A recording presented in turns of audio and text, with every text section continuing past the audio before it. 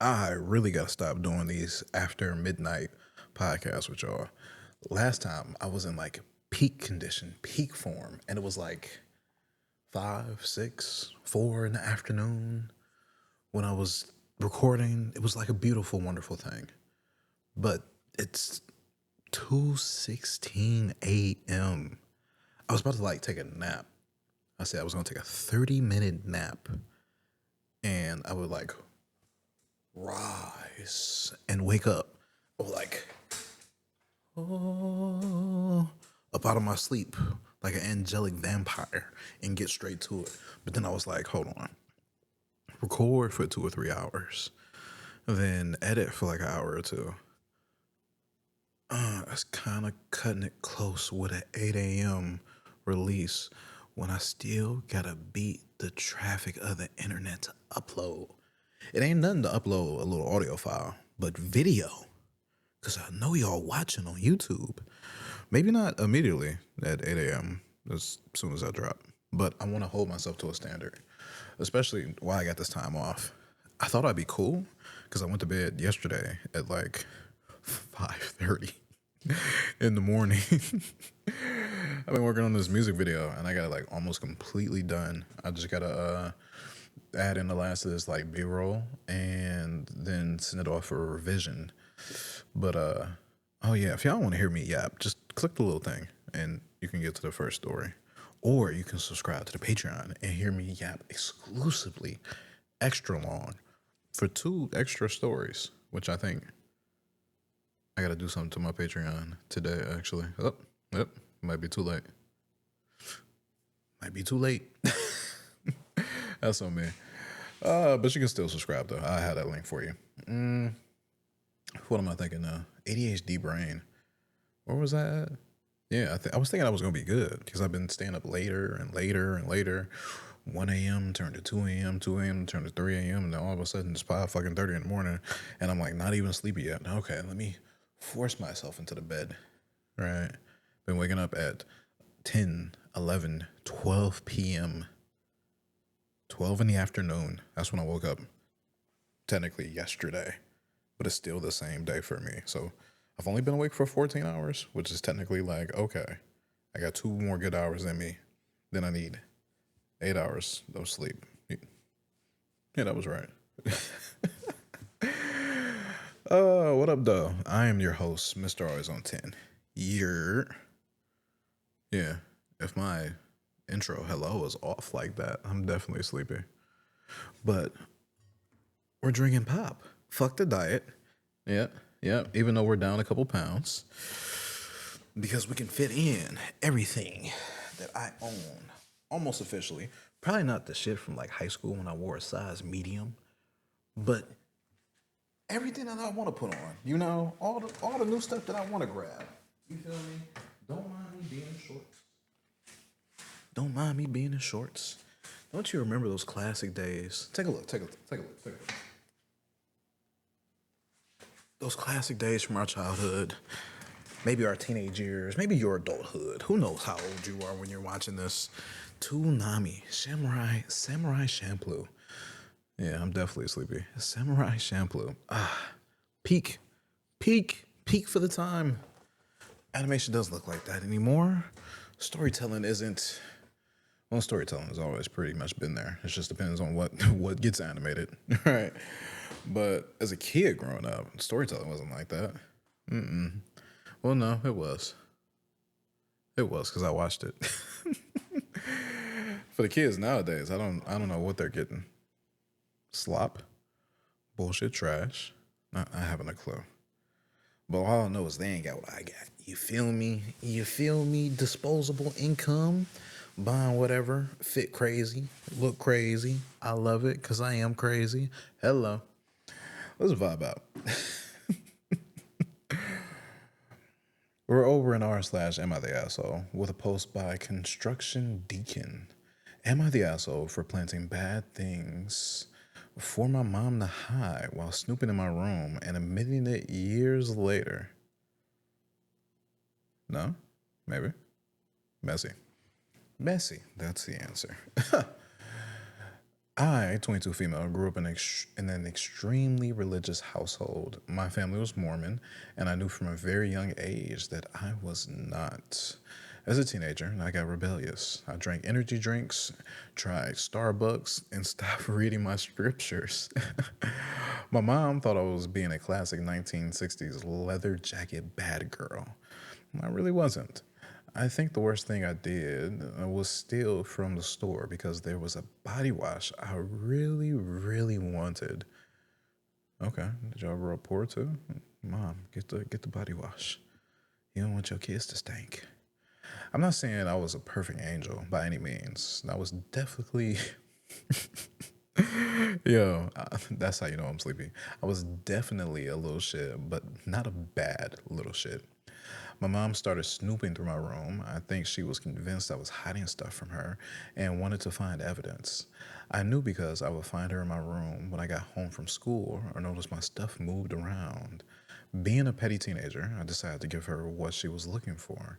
I planted notebooks with gory art, some cheap sex toys I found online, and a used pregnancy test. Not all at once, but building up to the pregnancy test. I even hid them in places she'd have to go looking for, like under the fitted sheets, pressed between my mattress and the wall, or just inside the crawl space between two beams, and buried at the bottom of my full trash can. Oh, the pettiness. Nothing really came of them, but my mom did text asking if I was hoping for a negative result, like what the pregnancy test was showing. Okay, non confrontational. Fast forward to a few weeks ago when my sister got married, we were all discussing family plans, raising kids, etc. My mom mentioned how she was able to stay one step ahead of my siblings and I. I guess my face showed it because she asked if I didn't believe her.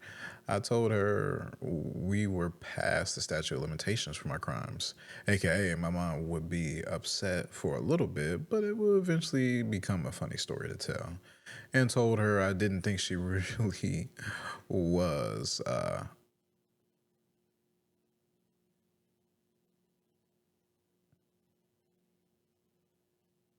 Oh, the way you worded that threw me off. It threw me all the way off.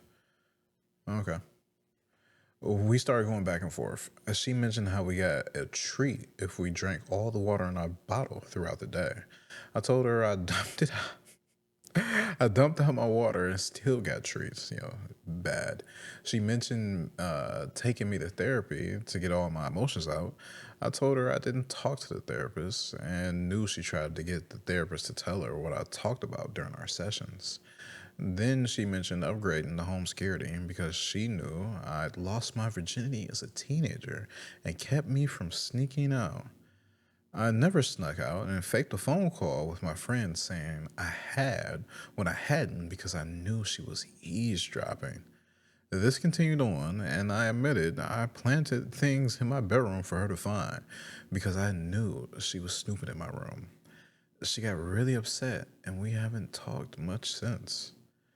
I'm not trying to justify my actions as a kid because I know I could have handled things better. I think, in a way, I was trying to become all the things my mom thought I was because at least it fulfilled her expectations of me. Am I the asshole? No. No? Maybe teenage you was like a justified asshole because your mom didn't do a good job at raising you. Because for one, Mormon, and for two, pure lack of communication. It seems like.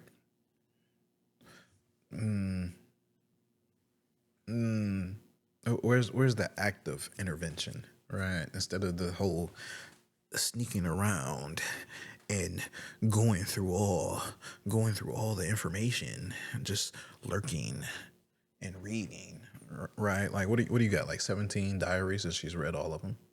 Well, that's nah. Let's read the top comments. With 8.6K of votes from Classic Wafer 7838. Quote, strict parents raise sneaky kids. Strict. Being clearly demonstrated here. If she tried just talking to you instead of snooping, maybe she actually known what was going on in your life. And Ice Seeker replies to that with 1.1K upvotes. Exactly. Communication is key. The mom shouldn't have snooped since that started the game of hide and seek behavior between her and OP. If she just initiated talking, then trust could have been established in their relationship. Yeah, yeah. If she initiated talking way early, communication, good, effective communication, properly. What do I want to say? Properly sharing knowledge at an age appropriate level, growing up, I think is fundamental. Because once those teenage emotions or teenage hormones kick in, nobody wants to share anything. Nobody wants to share the thoughts they got going on in their head. Teenagers are just like, you're talking too much. I don't want to listen to you. You're saying stupid things. I don't want to hear this. Blah, blah, blah, blah, blah. I was busy. Here you go. You called me in here for this, to bore me, to take up my time. I got other shit going on. And as per usual, it's kind of that thing of parents not seeing their kids as human. And that's like just a societal issue. It can be like any culture that you're from. It's super reinforced via our laws, but there's no treat your kid as just a short person kind of thing. But whatever this parenting method is that OP's mom got was definitely super ineffective. I wonder if like she has any siblings. Right, not our OP, but her mom. If she has any siblings, could OP talk to them and be like, "Hey, what was your mom like? Was your mom like this? Tell me about your childhood." You know. And if you didn't know, this episode's theme is therapy-esque, therapy needed, therapy immediately. I'm not sure what the title is, but everything's kind of working at this moment. It might just be therapy, right? Super bland, super boring, but straight to the point. Because as we can see, as a teenager, OP got therapy, but she was so rebellious because she did not want to be in there, because she did not want any information leaking out or really to express herself at all, which is definitely probably because her mom didn't talk to her like she should have. So she didn't feel good expressing anything to anybody, especially not another authority figure, a doctor that may be a snitch doctor, Dr. Snitch. No. Dr. Snitch. Oh, I'm delirious. No, I'm not delirious though. Yeah, let's read an edit because we got to edit. I almost forgot how to whistle. Edit. Wow, this blew up quickly. I appreciate all the responses and wanted to maybe give some more insight to the type of person my mother is. For starters, no, I did not do this at my sister's wedding.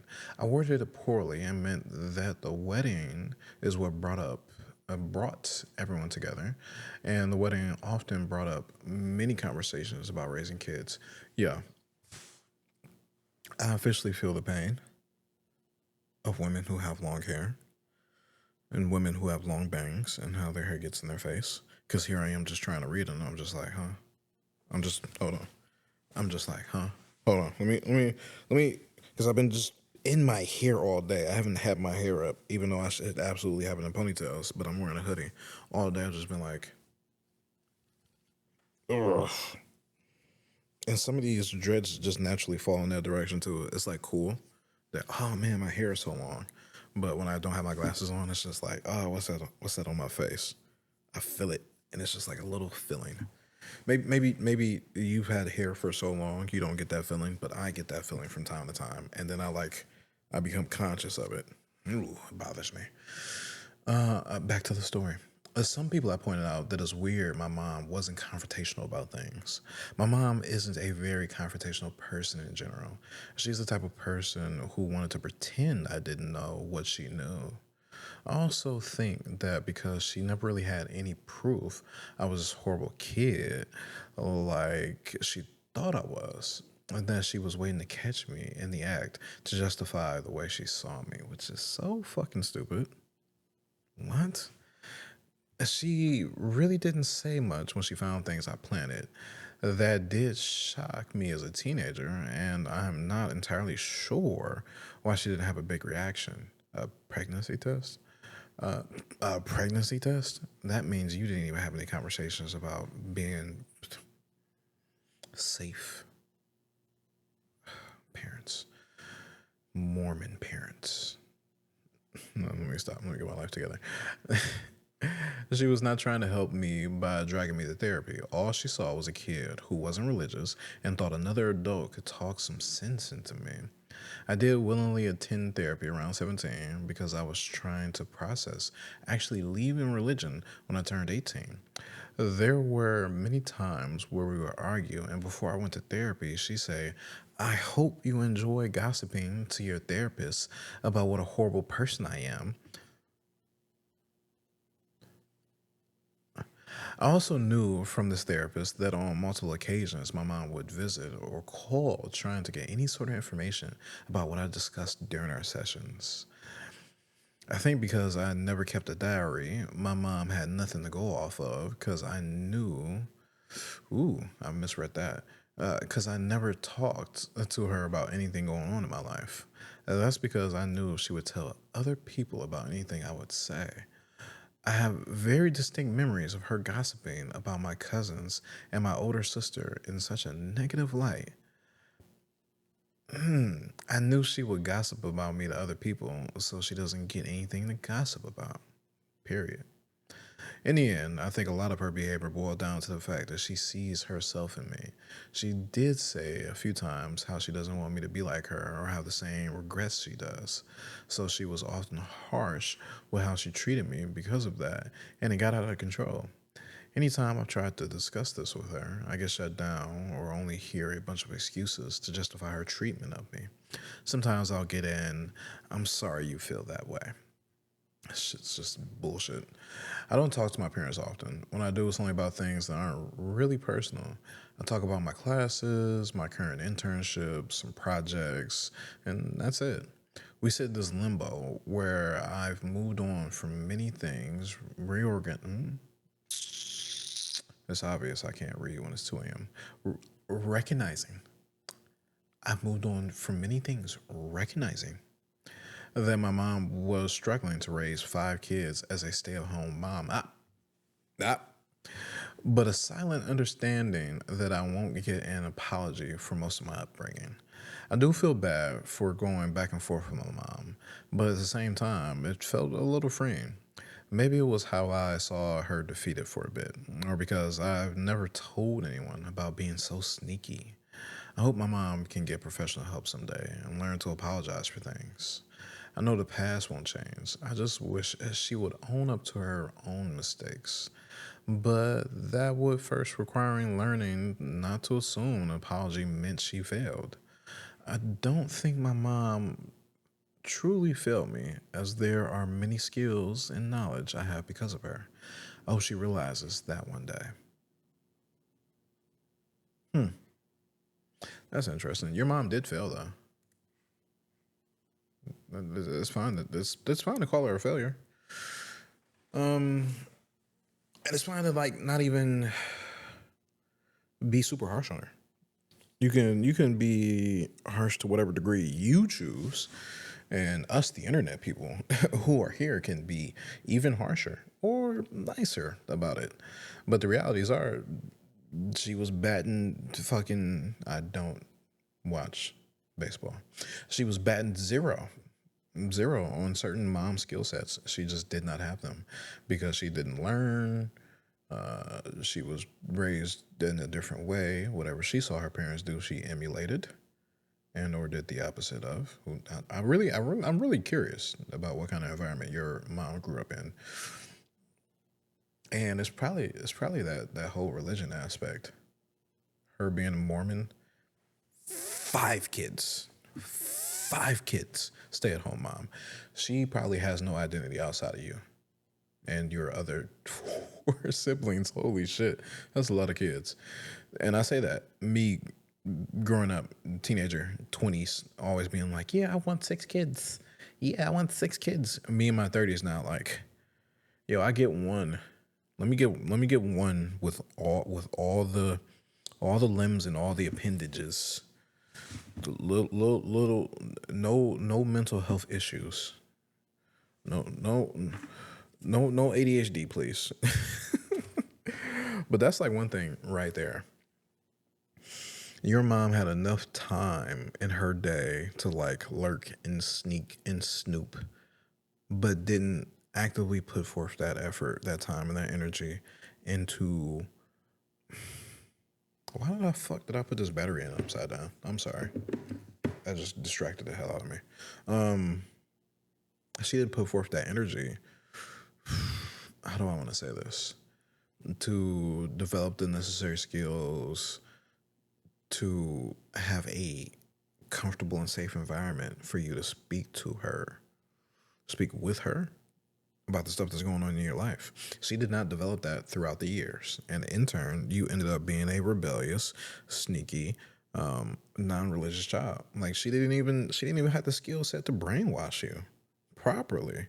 You were like 16, like, I need therapy just so I can like sort through my thoughts, right? Had you found any other like adult in your life, your parents wouldn't have even had to pay for it. Like if you had TikTok earlier, you would have been like, ooh, look at all these videos talking about religious psychosis. And if you are religious, but you don't know what that is, type it into TikTok. You will feel insulted. And I'm cool with that. Yeah, I don't think she had much of an identity outside of being your mom. And it's a cross between however her parents were and that religious environment that didn't allow her to like flourish to be like a really great mom. It's a shame. But at the same token, it's like, at least you weren't a piece of shit. You probably still need more therapy, but a lot less than whatever your mom needs. Because who knows, once all the kids are out of the house, because your sister's getting married and you're 22, maybe you're the youngest, what kind of life is she going to have? Is she going to be bored? Is she going to be doing anything? Is she going to be like lurking your social media pages? Because she ain't got shit else to do. That stay-at-home mom thing is it's for the birds. Hobbies are necessary. Finding herself is necessary. I hear people who talk about their parents, their mothers specifically, who are in those super religious households, who had a lot of kids, who had them early too. 16, 17, 18, 19, 20, 21, 22, 23. That's early. 23 is early. If you just got out of college, you just finished being a kid. Now you're getting thrown into life duties. Real cold, hard life duties. Wipe that ass. And you don't really get to be yourself. You go from being a kid to being somebody's parent. Not an adult.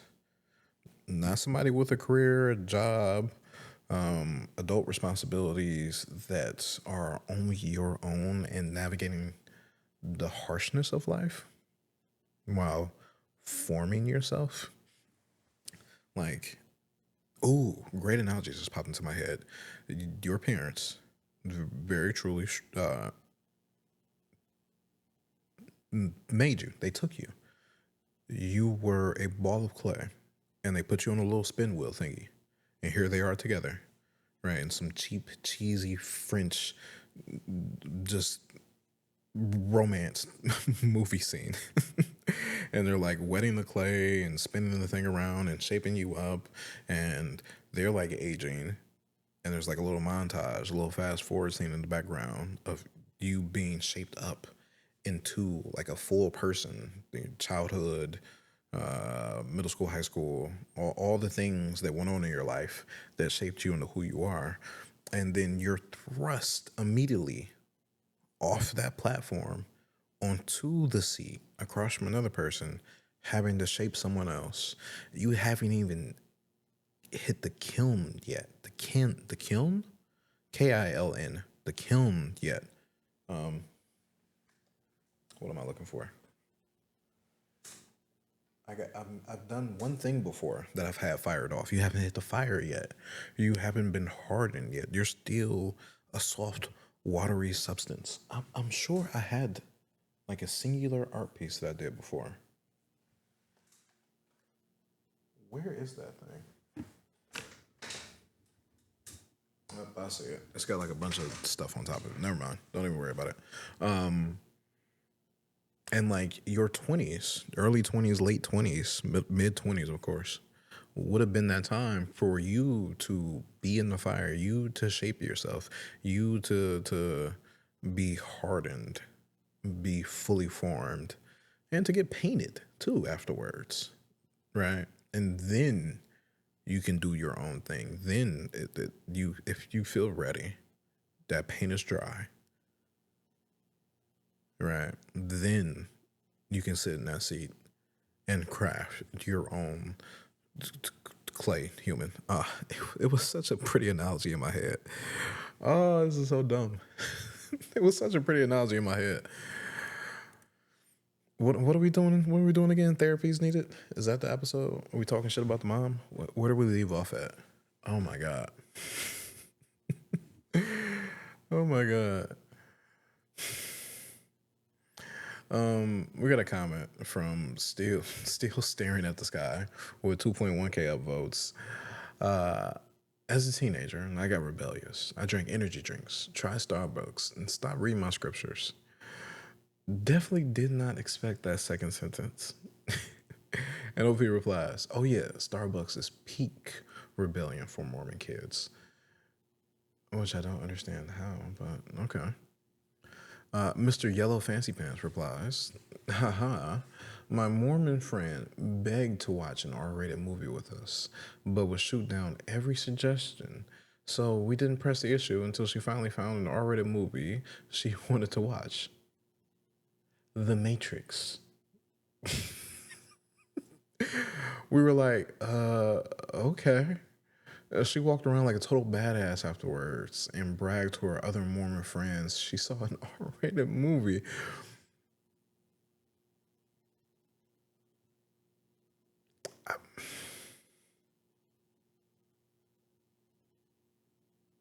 I don't.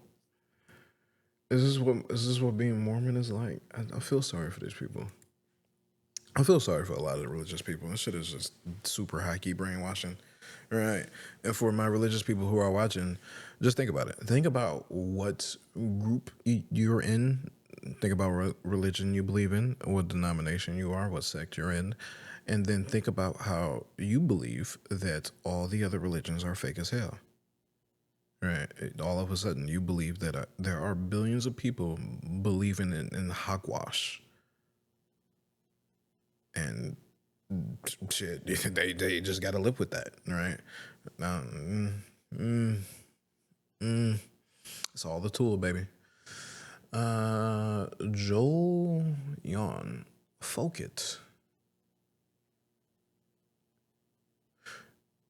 I'm not going to read that again because I'm sure it would absolutely make sense and probably be so inappropriate. And I would just feel bad for falling for that. 117 upvotes. I'm so jealous you got out early. I was still buying into it with 10% until I was 45. Sad emoji. Damn. And that's like one thing too. Some people are just like coasting. A lot of people don't read their book, their holy scripture, all the way through front to back, at any point in their life, let alone multiple times, so they can digest it properly as an adult. And then see if they truly have a grasp and understanding of it. But still buying into it with 10%. People aren't putting their best foot forward. And I can understand it too. All right. You working 9 to 5, baby. And then you got kids early on. You ain't got time to think about, to even question what you done grown up with for a hot 18 years, let alone you coasting for another 20 plus. But OP replies to that. In all honesty, I thought God was this fictional character that the adults pretended was real, similar to Santa. I didn't realize until middle school that people actually believed in God. Oh my God. See, her parents did a bad job at raising her. I'm playing guessing games with how the mom is because she ain't mentioned her dad at all. But all we know is that he works. OP continues on. Funnily enough, it was while I sat in the temple before doing my first baptism for the dead, I realized that. You've been going to church this long. You like, this church is just a Christmas tree, but it's a holiday every Sunday. That shit is on a calendar. Oh, I shouldn't be laughing like this.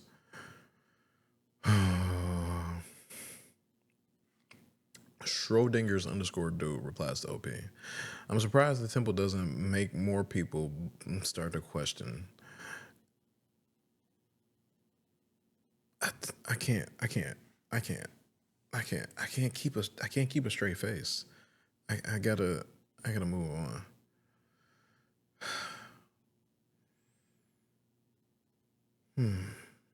Okay. So OP replies to a comment. There was a reply to another comment, but both those comments are deleted. And OP's comment is an interesting little piece. They say definitely trust issues. I grew up as what was called the glass child. Basically, the kid who never got noticed and always seen through. It really started when I was really little because my mom would gossip about my cousins and older sister. She can't gossip if she doesn't know anything. Then there were so many times during middle school and high school when she would rarely show up to my games and be on her phone the whole time. Or she was constantly late picking me up from practice and games. I think the only time she was there to pick me up early was when I was in marching band with my little sister my senior year. That realization stung. Yeah, so we can infer, based upon what P said, that she had a shitty mom. Piss poor communication skills, not truly being involved in her life from an early age, being Mormon. It's a shame. If you have kids, you can take this story as an example on how not to be. Definitely focus on having good communication, dialogues with your kids growing up at all times about all forms of things. Be that person that can be leaned on and constantly make sure that the relationship is kind of in flux, right? You change as they get older. You go from that protector, educator to that friendly, motherly shoulder, fatherly shoulder to lean on, friend-esque being. I don't have kids. I'm not old enough to have an 18-year-old child. But I'm just thinking about the way. We're over in r/am other asshole with a post by impossible underscore league underscore 20. Am I the asshole for humiliating my ex's new girlfriend in front of our friend group? You're the asshole for what? Okay. All right. Let's get messy because everybody needs therapy. Posting from my inactive account because I have some friends lurking in my main one.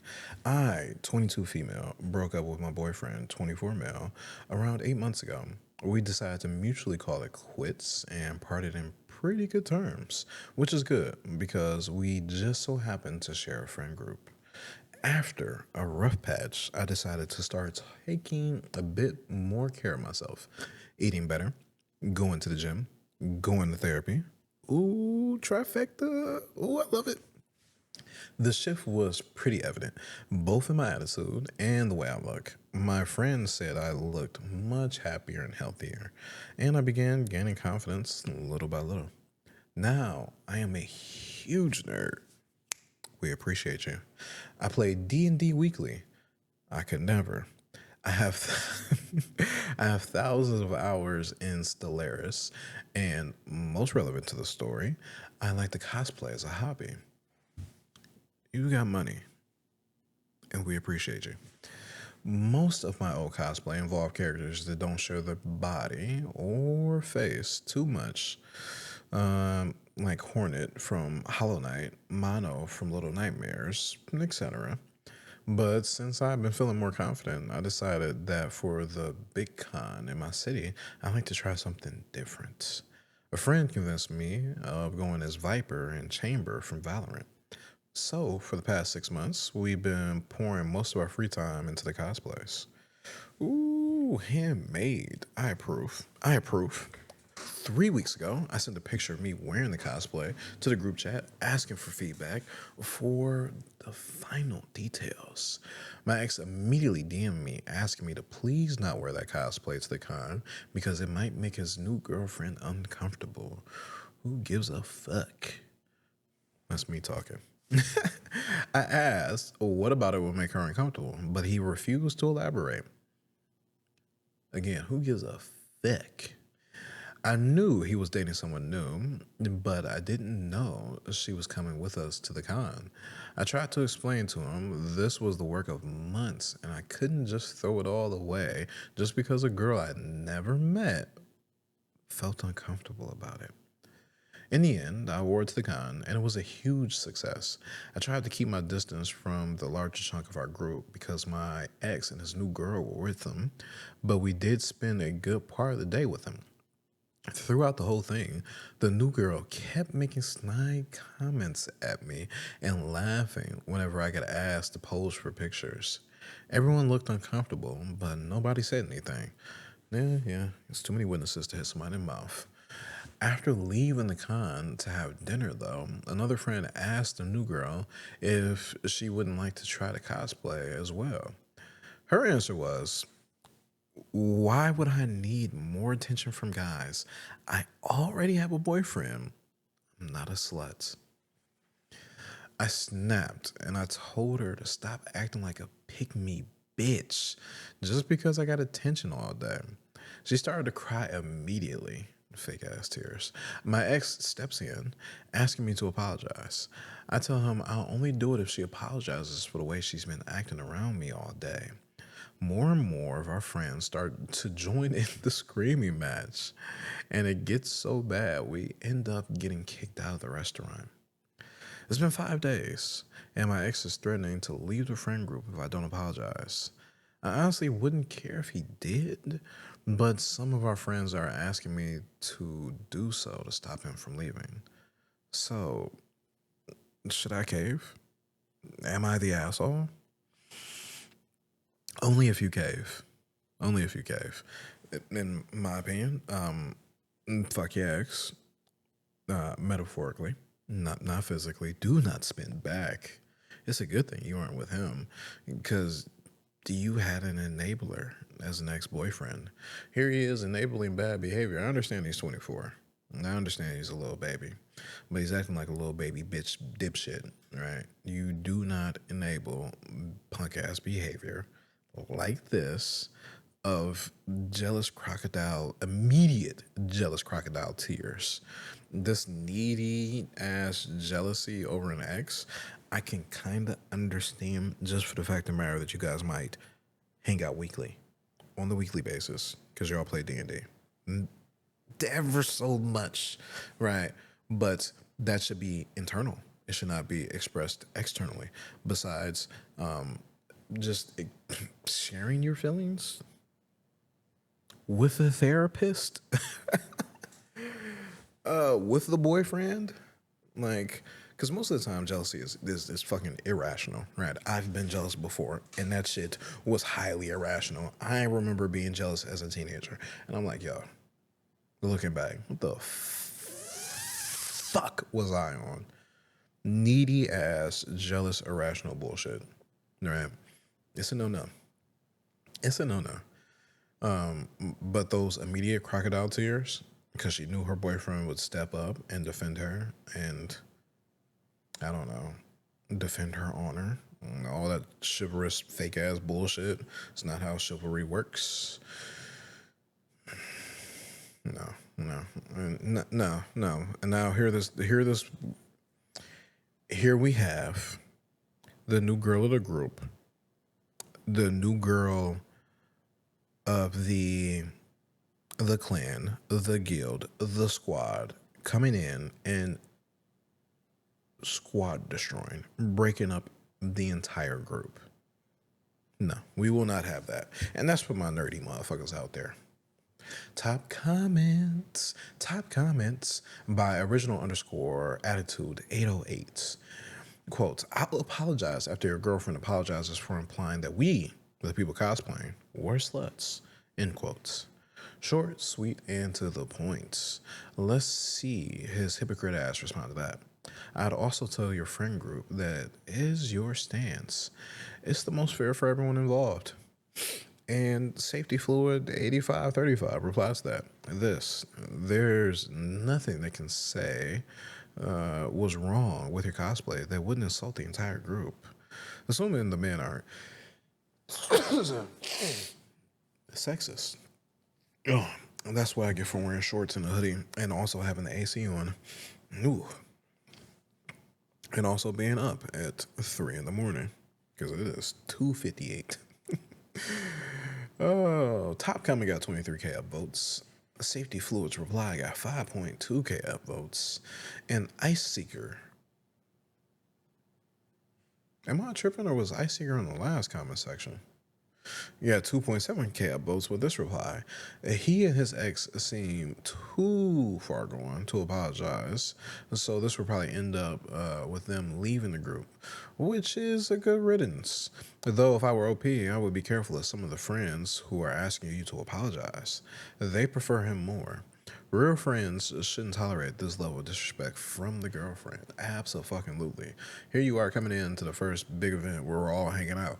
I understand that your ex's girlfriend is here, but we're all friends. We have always all been friends. But here you are causing drama and shit. Had this been the right friend group, the wrong people, you would have got hit in the mouth for that slut comment. You would have got your shit punched in a leather tight suit. I've been in the gym. I've been working out. I'm better than you. I'm better than you. Your man has a type. I've been in the gym working out. I look like the better version of you. You got the same hair, similar facial features, same swag. You a nerd. I'm a nerd. I lift. This ass look crazy in these leather pants. Viper from Valorant? I'm out here stunning. This 4-pack is shining. On the way to the 6. Your man wanna lick it off my stomach again. All the freaky shit he do to you. I told him. No, let me stop. Oh my God.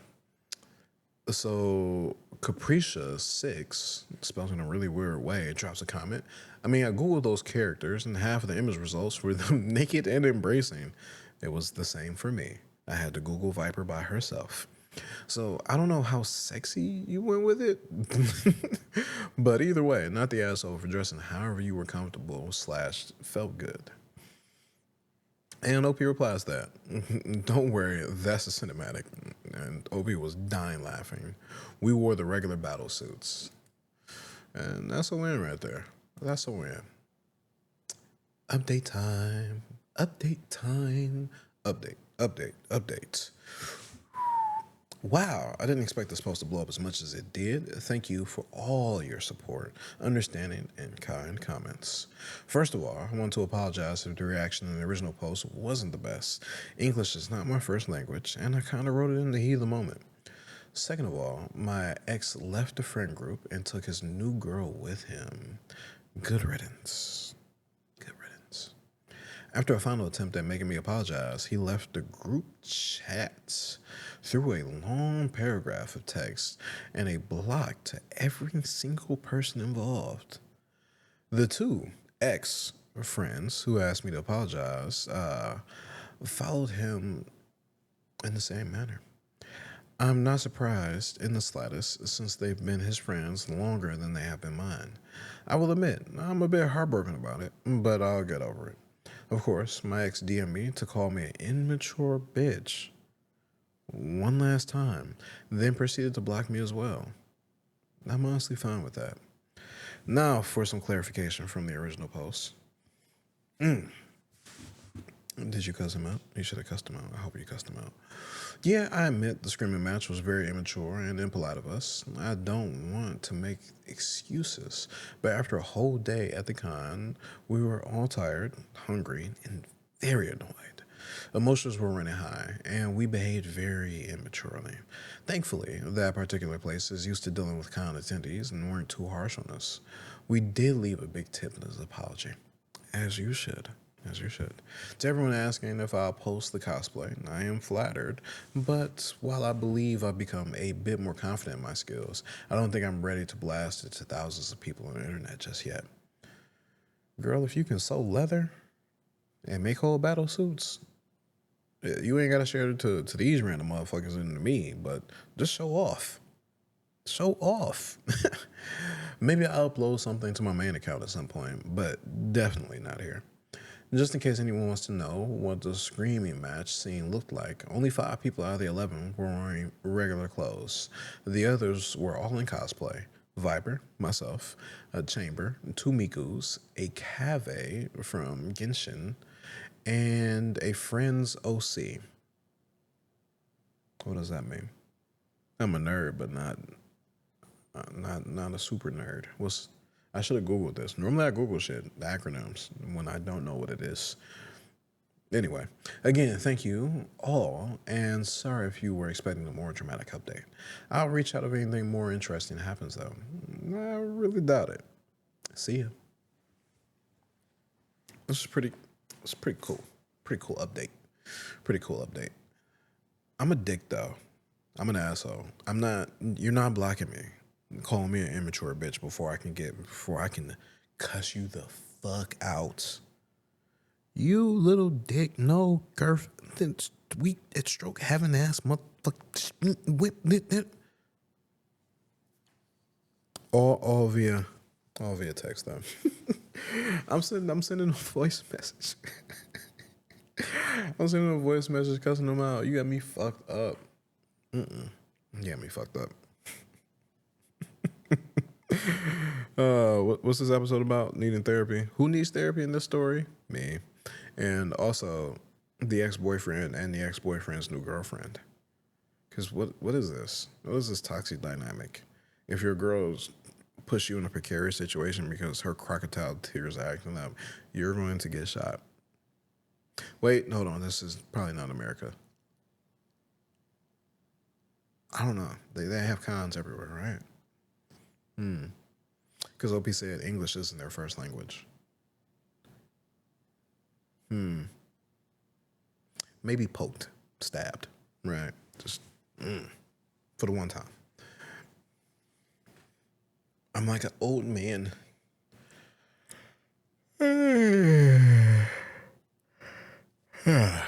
Yawns are contagious, right?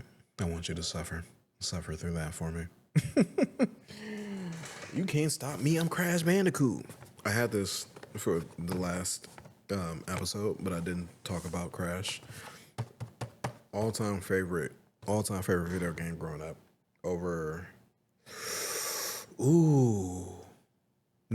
All-time favorite console video game growing up. Because I was about to say over Pokemon, but that's a wild fucking statement for me. No. Not at all. Not at all. And as you can see, we're on air. Yes. That weak ass light is somehow on air. I need to put batteries in there. Remind me later. Remind me. Damn hair. The pain of being a bad bitch. Yo, Pride Month's over. I can't get away with those jokes. They'd be like, huh? 10? You, what? I just got long hair and I'm fine. Where are all the single women at? with 5 kids and Mormon. We're over in r/am I the asshole with a post by throwaway Dusty 6283. Am I the asshole? Mom said I'm useless, so I stopped helping. Hi Reddit. Yo. I, female 20, live at home with my single mother and 5 siblings while I finish university.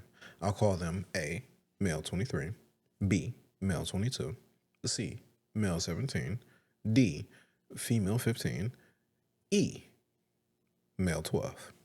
God damn, girl. And you single? Well, no, not you, your mom. Jesus, 6 kids? I want 6 kids. I wouldn't leave my wife, though. Almost every day, I wash the dishes, load and unload the dishwasher, vacuum the common areas, drive my younger siblings to and back from school, and cook dinner while also attending uni. Uni, as in university. You are not from America. I get no help from my mom or siblings, nor do I get any appreciation for what I do around the house. Last week on Wednesday, I came home late, around 9 p.m. from uni as I was talking to my teacher after the lecture. My classes normally end at 7:30. Once I got home, my mom started yelling at me because I wasn't able to cook dinner. There was dirty dishes in the sink, and my brother A had to pick up my younger siblings from school. I was upset by this, but then she said, "You're useless. You don't help out at all." And I got pissed. I replied back, "Sorry for being useless," and went to my room. The following day, I didn't drop my siblings off to school, which forced my mom to have to do it. I didn't make dinner either, and I stayed up at uni until they closed the library at 9 p.m. Ooh, I see the pettiness coming through. The little gerbil in my head had to start turning the wheel. I forgot how to even think for a second. I continue to do this, and the house is now a mess, and my younger siblings have missed a few days of school. My mom and other siblings are angry at me. Bitch, I'm not your mom. I'm just wondering, am I the asshole? I feel like I'm not hearing it from my siblings, and my mom every day is getting to me. Oh, I didn't read the word "but" right there. My apologies, people. I feel like I'm not, but hearing it from my siblings and mom every day is getting to me. All right, since they want to treat you like the mom, belt the ass. Right. Your mom popped out 6 kids, so hey, this I can assume that might be a more conservative, old school kind of environment. We got the eldest daughter taking care of the boys who are older than her, and all the younger siblings who can take care of themselves and cooking and cleaning. Take your belt out and whoop everybody's ass until they start acting right. Yes, this is the way. Like, bro, what? Leave me the fuck alone. I'm trying to get a degree. I'm trying to cook for me. I need brain power. Top comment by a deleted user with 4.7K upvotes. Not the asshole at all. You're doing exactly what you should be doing. What do they expect you to do? Never move out and live on your own? Heaven forbid they have to actually be parents. Focus on yourself. You don't need this. Edits. Apparently, she's got a single mom that I overlooked, but OP is not the dad and has to focus on school and becoming her own adult. And didn't choose to have a single mother with 5 children, so not her problem. Anyway, I stand by what I said. I approve. Deleted user. I approve of this comment. I approve of your message. A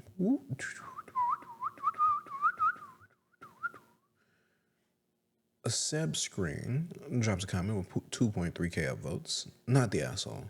Your mother has failed you in every way. How about she actually parents her children? Her children. At least 4 of your siblings are also capable of doing household chores, but they prefer to take advantage of you. Don't back down from this. This isn't your responsibility. This is this is the truth. Zelda May Cry replies to that. I helped with housework from the age of 6 and ironed from the age of 11 for everyone in the house. My mom fostered, and my big brother didn't help and had his friends over all the time. People ate at different times, so I had to clean the kitchen slash fill the dishwasher several times a day. Clean 2 bathrooms, iron everyone's clothes, clean the foster kids' rooms, hoover 2 living rooms, hallways, and stairs. Jesus, I could go on. Yet I was the one who was called lazy, not my brother who did nothing except walk the dog with his friends. When my mom adopted another girl, she started to help me after a year of adjustment. I moved out when I was 18. The thing I'm confused about is why isn't the other girl helping? Obviously, all siblings should help, but if OP's mom is old fashioned, you'd think she'd make the other girl help with chores. It sounds like she's just picked on OP and made her the housekeeper. She's not allowing her to save money from her university expenses, so she can't move out, in my opinion. Oh. Oh.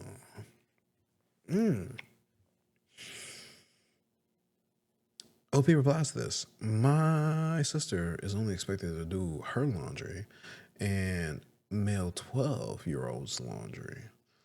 When I asked her to help out with little things, she'll help out, but the majority of chores are done while they're at school. I see. This is bullshit. And Captain Lollygag replies to that. Why is your mother not upset with your older brothers not doing anything towards the house? Aren't doing anything towards the house? That reads weird to my brain. And they're, see, hold on. My apologies. I'm reading comments and I shouldn't be. You know what I should be reading? You know what I should be reading? I should be reading the edit. Edits. I had to leave some stuff out to due to character limits. Apologize for weird formatting on mobile. I like this hoodie. I really do. My family is from a foreign background, so my mom's beliefs are very old-fashioned. Hey, yo. I live in Australia and in a location close to the city, so houses are quite expensive here. Rent is due fortnightly, so I wouldn't be able to afford moving out. I don't have a job, but due to a small allowance I get from the government for studies, I contribute $150 a week towards household expenses. You contribute $600 a month?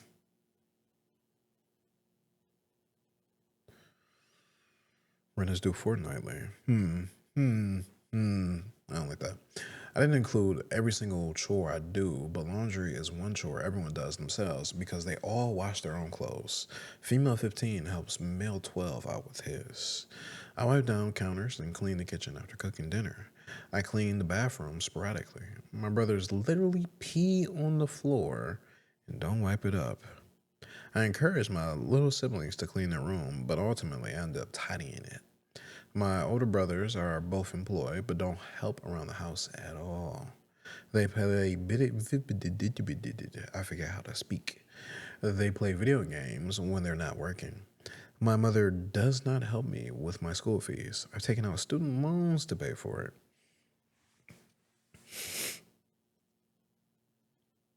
I'm not crying. I got a stuffy nose. Yeah, this is bullshit. This is certified bullshit.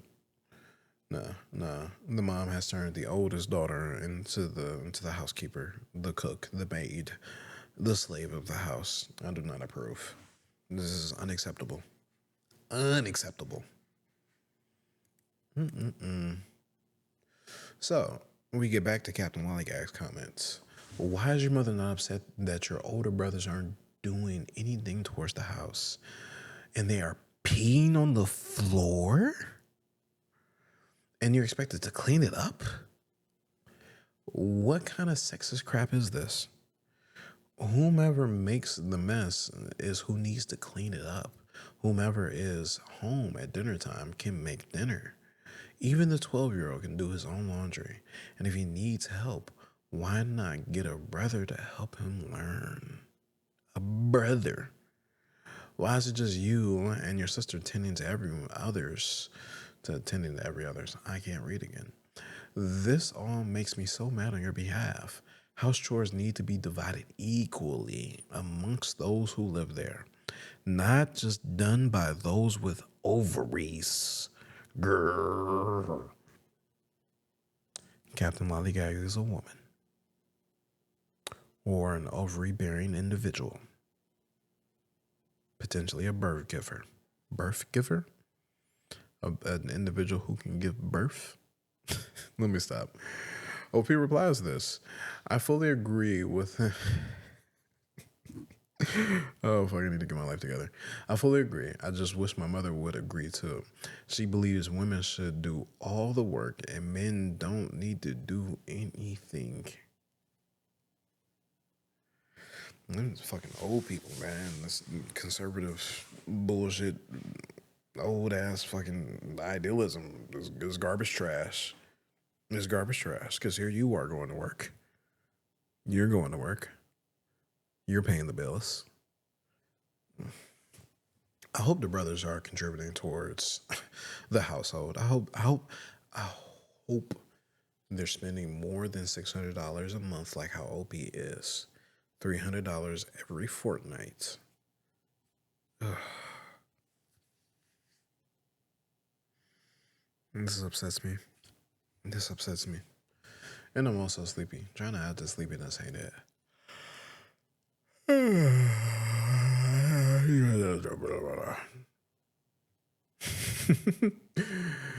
Oh my God. Let's go to the updates. Before the update, realistic career. Ask a very pertinent question. What is your mother doing while you do all the housework?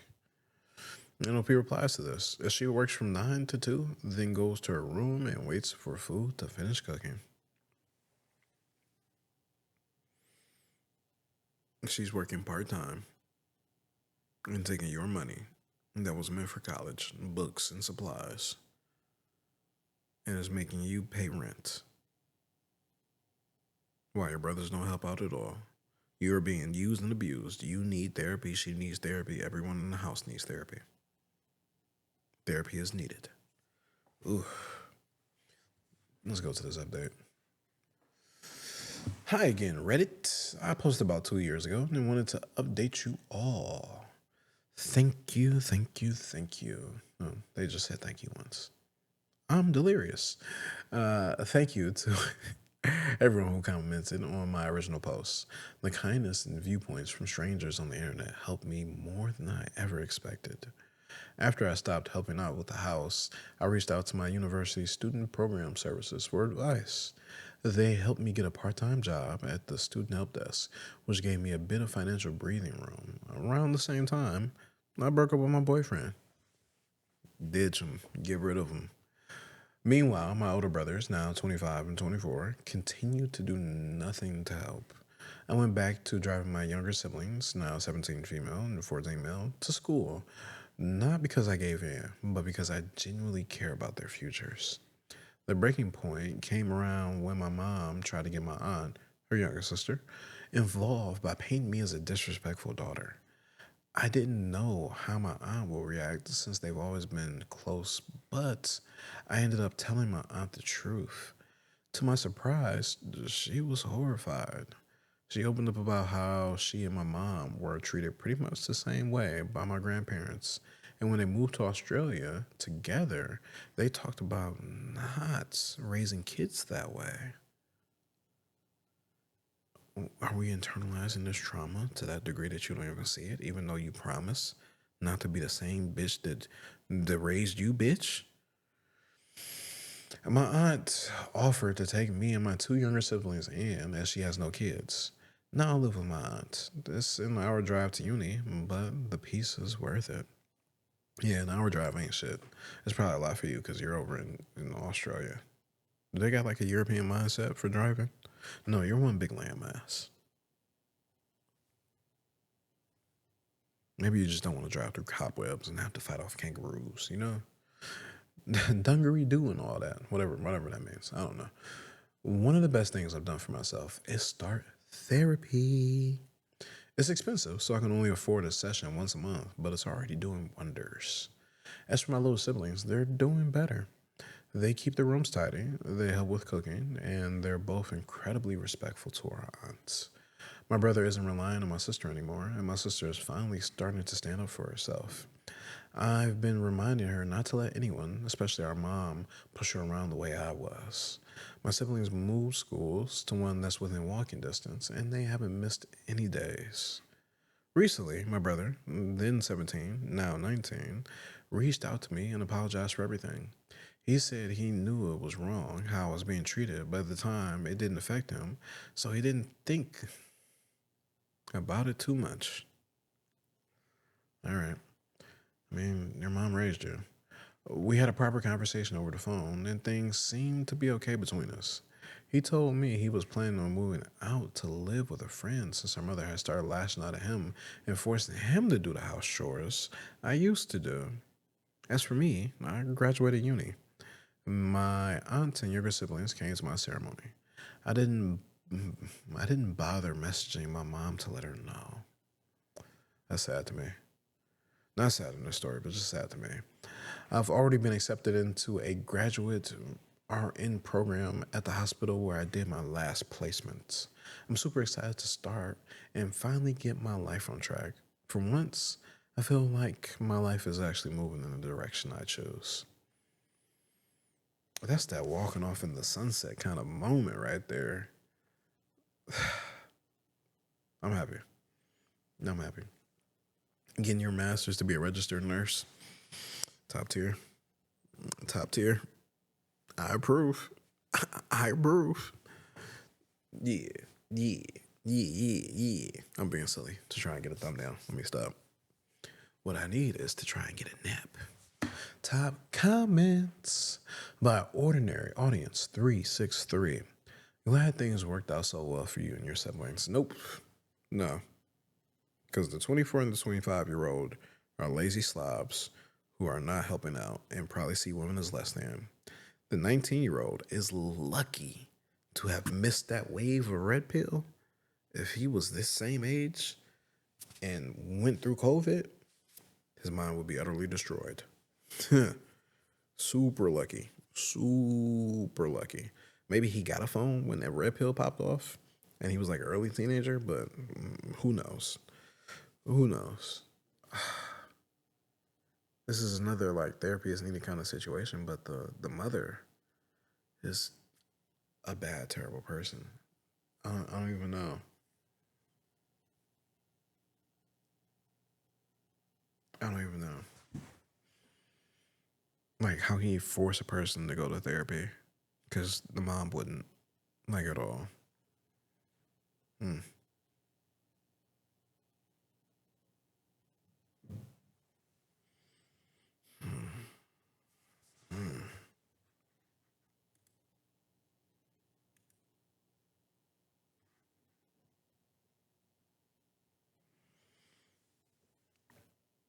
Beep. Do you ever intend to take like a 30-minute nap, fall asleep for like 4 hours, wake up discombobulated, like, why is the sun out? And then realize, oh shit, I'm not going to make it in time for work. That's me right now. It's 2 p.m. currently, and you guys don't have a new episode out like you should. I fell asleep. I took a 30-minute nap. As the birds started rustling and my neighbor started waking up, I was like, okay, let me chill for a minute. Let me lay down. Set 2 alarms, 20 minutes, 30 minutes. 20 minutes, 30 minutes. And then proceeded to wake up at 7:04 a.m. Like, what? What? What's going on? In this chair. The sun in my face. I was like, ooh, you know what? I'm going to eat me a bowl of cereal, and I'm going to go get into bed, and I'm going to wake up at 12. I woke up at 12, rolled around, took a shower, hopped out, ate another bowl of cereal. I love Cinnamon Toast Crunch. And now we're here. you guys are going to be watching this episode at 8 p.m. rather than 8 a.m. I am so sorry. I am so sorry. But we're gonna try to vibe out with the very next story. I do apologize for those few people who come on the day of. I love you though. I appreciate you greatly. Let's do this. Yeah. We're over in r/am I the asshole with a post by interesting_star4842. Am I the asshole for kicking my mentally ill brother out of the house when he was treating my wife like garbage? So I am 34 male. I am married and own my home with my wife, 26 female, in Los Angeles. My younger brother is 34, 26. My younger brother is 32 male, and he has never lived on his own. I lived with my dad until around 24. He moved into his girlfriend's parents' house until he was like 28 maybe. They broke up, so my dad gifted him a condo that was above his business. Can I get some money? Let me get about $15,000.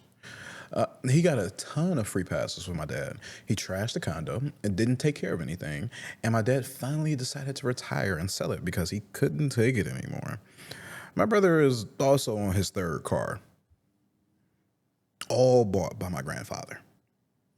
Yo, this Nepo baby shit is crazy. About 3 to 4 months ago was when he got kicked out. He came to our door begging, and I knew exactly how it was going to go. I told him he had 1 month to get his shit together and kept caving. My wife is an actress and she only books about once every 6 months. She does auditions/classes daily for an hour or two. She does mostly housewife stuff. I told him right off the bat that she was not doing any of it for him. I don't care if he's working 5 jobs, he is doing his own laundry, cleaning, and cooking.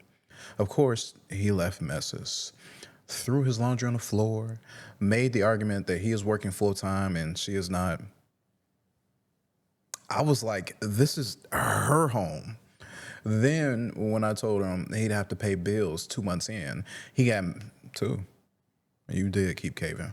He got mad and said she does not pay bills. She is my wife and takes care of the home.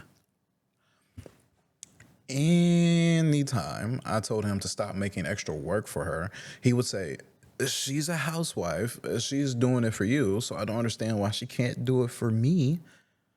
Yo, I crack his head open. He even asked, oh, me when I have full rest, full sleep. He even asked why I get to have my laundry done and meals cooked for me, but he can't and works as much as me. And because you do not provide a house and a home and pay bills for a stay-at-home wife, you are not in a loving relationship that has been codified through marriage, through the state, legally bound in the eyes of whatever Lord you pray to. That is why. That is why. It drove me crazy. He also would make noises while my wife was in auditions, which was frustrating for her. And not even accidental, like screaming watching a sports game 5 seconds after we told him she was going on Zoom. This was one of my breaking points, as she has dedicated her whole life to this since she was like 9. When I started making good money, the first thing I was excited about was that she can focus on her dreams.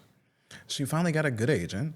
Her auditions she gets are huge, and she is on cloud 9. As soon as he started doing this, I noticed she was getting stressed. One of the main issues is he works nights.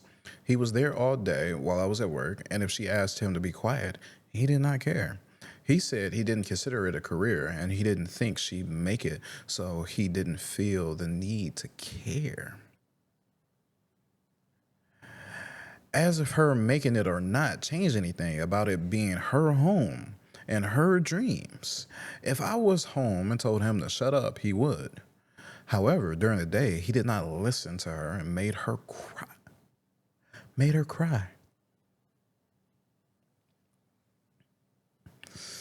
That was the day I told him to get out.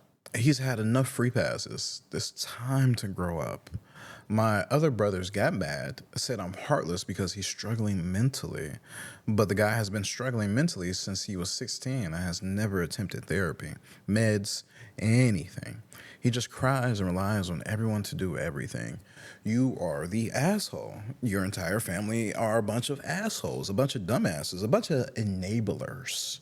This would have been perfect for like an enabler episode. Because what are you doing? You got your wife suffering for 2, 3 months? How many months did he live with you? Because I see that we got to month 2 after you caved after month 1 of having him there. And he was acting a fucking fool the entire time. How long did your brother stay with you before your wife had to break down mentally, cry in front of somebody that I know she didn't want to cry in front of, for you to kick him out? Think about how uncomfortable your wife was this entire time. If he wouldn't do his own fucking laundry and wouldn't cook for himself, I could just imagine him walking around the house in his fucking underwear while you're at work, making your wife uncomfortable and her having to put up with that. And seeing how fucking enmeshed this entire family is, having your brothers up your ass, the fact of the matter that they're calling you heartless. I know he was doing all kinds of shit to make your wife uncomfortable. And she knew how wrapped around the family's finger you fucking were. I disapprove of your mentality. I disapprove of your brother's mentality. I disapprove of your father's mentality. And maybe your mom as well. Maybe your mom as well. This is some rich ass shit right here. I think they always say hard times make strong men and easy times make for weak men. And I don't believe in that. But it's definitely some white people ass shit right here that has allowed for this bullshit to take place. Right. Not even that. It is rich people ass shit because you got a business with a condo on top that you don't even live in yourself. You see my paper in the background for the photo shoots that I do? This is my house. This is not a place of business. This is my crib. You see the computers in the background and the camera equipment. Well, you can't see it. This over there in the corner, next to the fucking bathroom. Next to the bathroom. This is like the living room area right here. This is not a computer room. This is like the living room area. It's a whole fat ass TV over there, and this your rich ass daddy got a whole business with a whole condo on top. That you sometimes you like go past a business and you see the whole first floor and it's really nice and you're like, damn, it's like 8 fucking stories on top of it. I wonder who lives there. It's like some New York shit, right? They have all the apartments on top of the first floor, and the first floor is like 2 stories tall because it got some crazy ass business there. Your dad did a bad job at raising you, and your brother, and your other brothers. How many brothers you got? It's just a bunch of men in the family. Your mom, because you are 3 years older than me. Your mom is in her 50s, 60s. So she grew up raised by parents that most definitely had her believing she should be subservient to men. And in turn was probably a stay-at-home mom, just like how your wife is a stay-at-home wife. And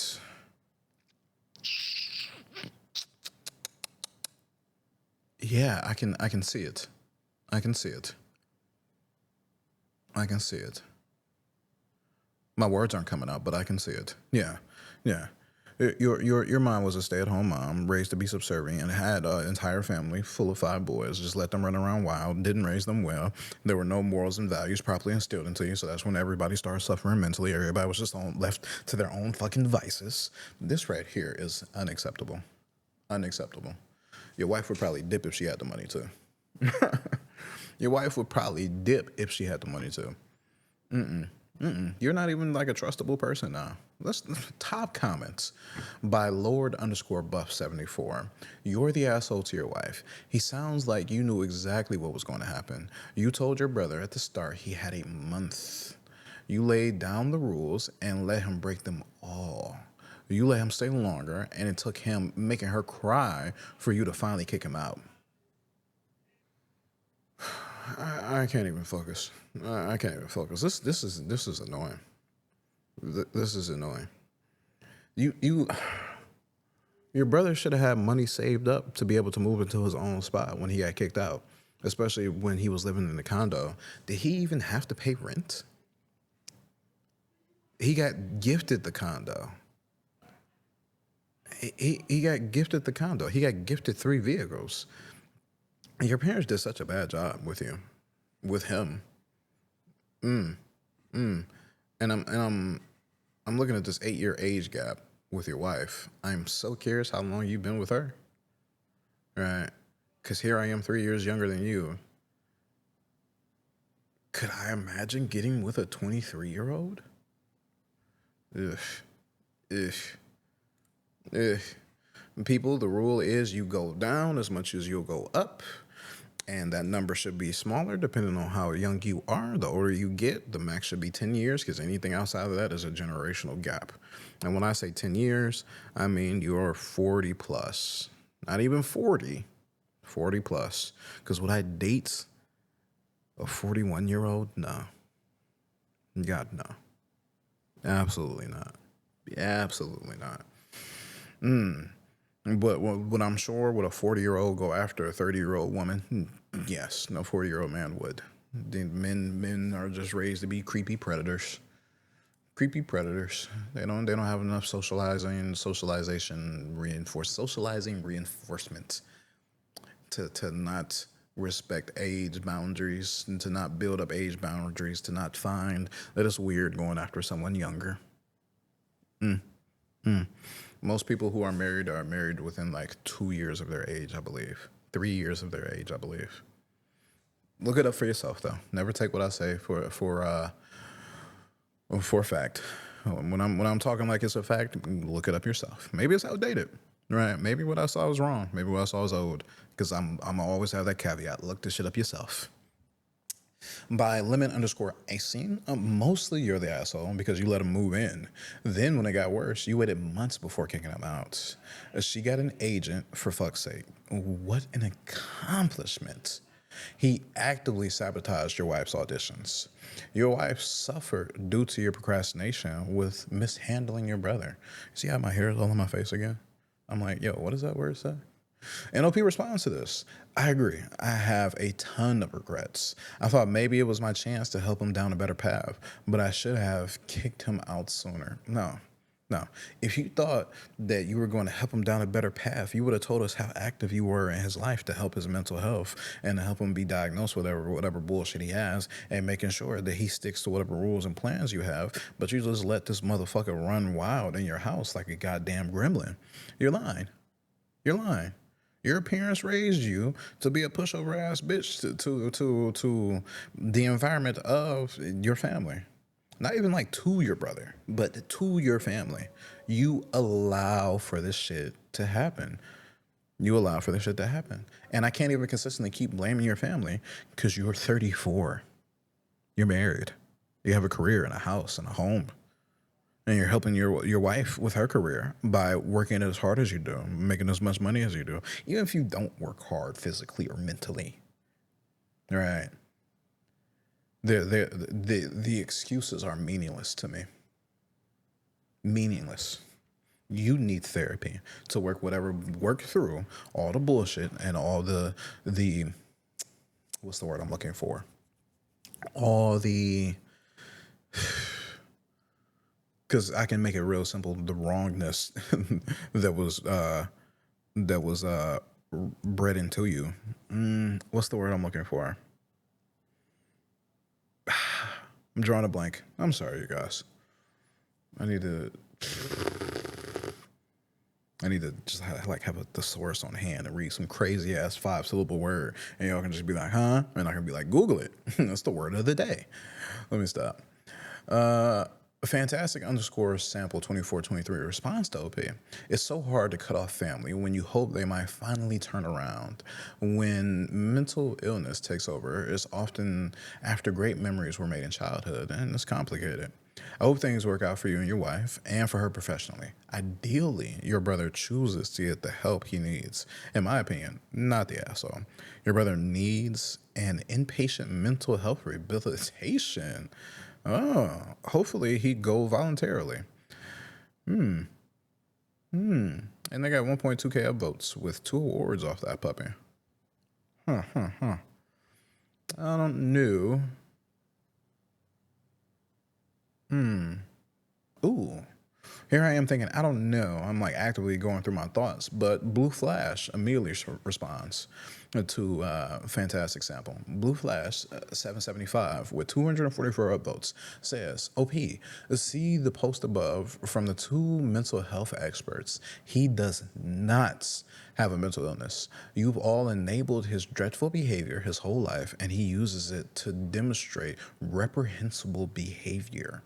You help him, he throws it in your face, and you all say, throw harder next time. Have some more assistance. Assistance in what? What are you trying to say right here, Blue Flash? Backbone? He probably has some sort of personality disorder, given his world-centric view and his huge petulance when he doesn't get his own way. I'm sure we can all work out what it is. Note how he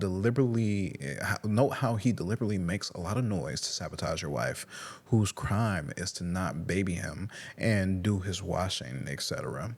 Heavens, someone said no to him. But he'll be quiet when you're there. He is totally in control of his behavior. It's hard. I'd say your family is quite enmeshed, and this is normal to you. You've seen it demonstrated your entire life. However, you've really blown it now. Step up. Get off this sub, throw his stuff in a garbage bag, and throw him out right now. Or drive him to your brother and dump him on the lawn. Block him and anyone else who hassles you.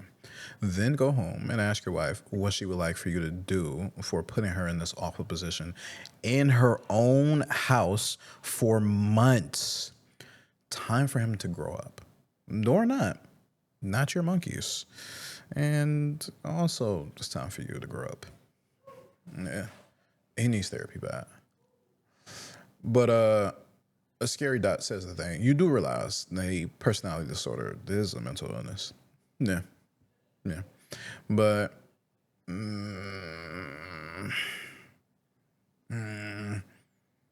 I'm not a doctor. I'm not even going to give a take. Right. Because I haven't read the DSM-5. I haven't read that. I don't know. I know nothing. I know a little bit about my own shit, and I go to therapy for it. I work on my own problems. Me no doctor. Me photographer. Me videographer. Me work 9 to 5. Me laid off. Me do podcasts. Me not professional. Me no give no opinions outside of really strong, silly ones that I have on stories on podcasts. But yeah, actually, I'll give a take. A personality disorder is a mental illness. And once you go get diagnosed for your mental illness, hold on. Let's read this comment. Hold on. Koi Fishy comments, not the asshole. Mental health issues are an explanation, not an excuse. It sounds like your brother's issue isn't mental health so much as being an asshole who also happens to have mental health struggles. Does he even have a legit diagnosis? No diagnoses, no treatment, no therapy? That's a no-go. And OP responds, no diagnosis. For years, he has threatened our family / his ex with suicide if they didn't help him. After I kicked him out, he texted my wife saying he was going to drive off of a cliff. That's how he kept his ex around for years. Every time she tried to leave, he threatened to end his life. Do you think... And I'm not done with OP's comment. Do you think that the police would get called, like, if I brought him to a rehab facility and, like, his face was thoroughly bruised, bloody, and one of his arms or legs or both were broken? In, like, a way that you know, right? you know, you're looking at my hands, you're looking at his face, you're seeing it dripping, you're looking back up at me, and I just throw them at you. Hey, take care of them. Do it. Like, do you think they will call the cops? What? I'm too aggressive. I'm too aggressive. In my brain, right? Because in real life, I'm not dealing with shit like this. Thank me. Thank me I'm not dealing with this shit. Obi continues to say, I didn't know about him doing that to her at the time, or I would have stepped in. But as soon as I saw that text, I was done with him completely. Not only is he kicked out, he is blocked. I know he texted her instead of me because she's my weakness, and he assumed if he upset her enough, I'd tell him to come back. I even offered to pay for his therapy while he was staying with us, and he got mad. That should have been the requirement. That should have been the requirement that your dad had for him to even live at the fucking condo. Family therapy should have been a thing. Your dad fucked y'all. He fucked y'all bad. I don't even want you to have kids. I don't want you to reproduce because you would be a bad parent. You would either emulate the behaviors, the piss poor behaviors that you don't know are piss poor in your parents while raising your own kids, and or you would just be exactly the same as your dad and raise another one of your brothers. It would even have to be this one. It could be any of the other ones who are also like fucked up in the head. Or you could just raise a little you, and you are not better enough, in my opinion, that you are a pushover little bitch, and you would let the person who should be the number one in your life be used and abused in the way that she was for months on months. You need therapy bad. Your wife kind of needs therapy bad, because in my opinion, she should have took a hammer to your brother's head. You want me to wash your drawers? Bitch, get the fuck out my house. There's no way I would have took any kind of disrespect like that. I refuse. Are there any more comments I want to read?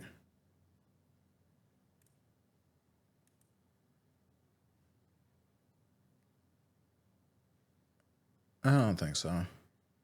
He's just reiterating that he's never been diagnosed and that he is out the house and he is officially his brother's problems.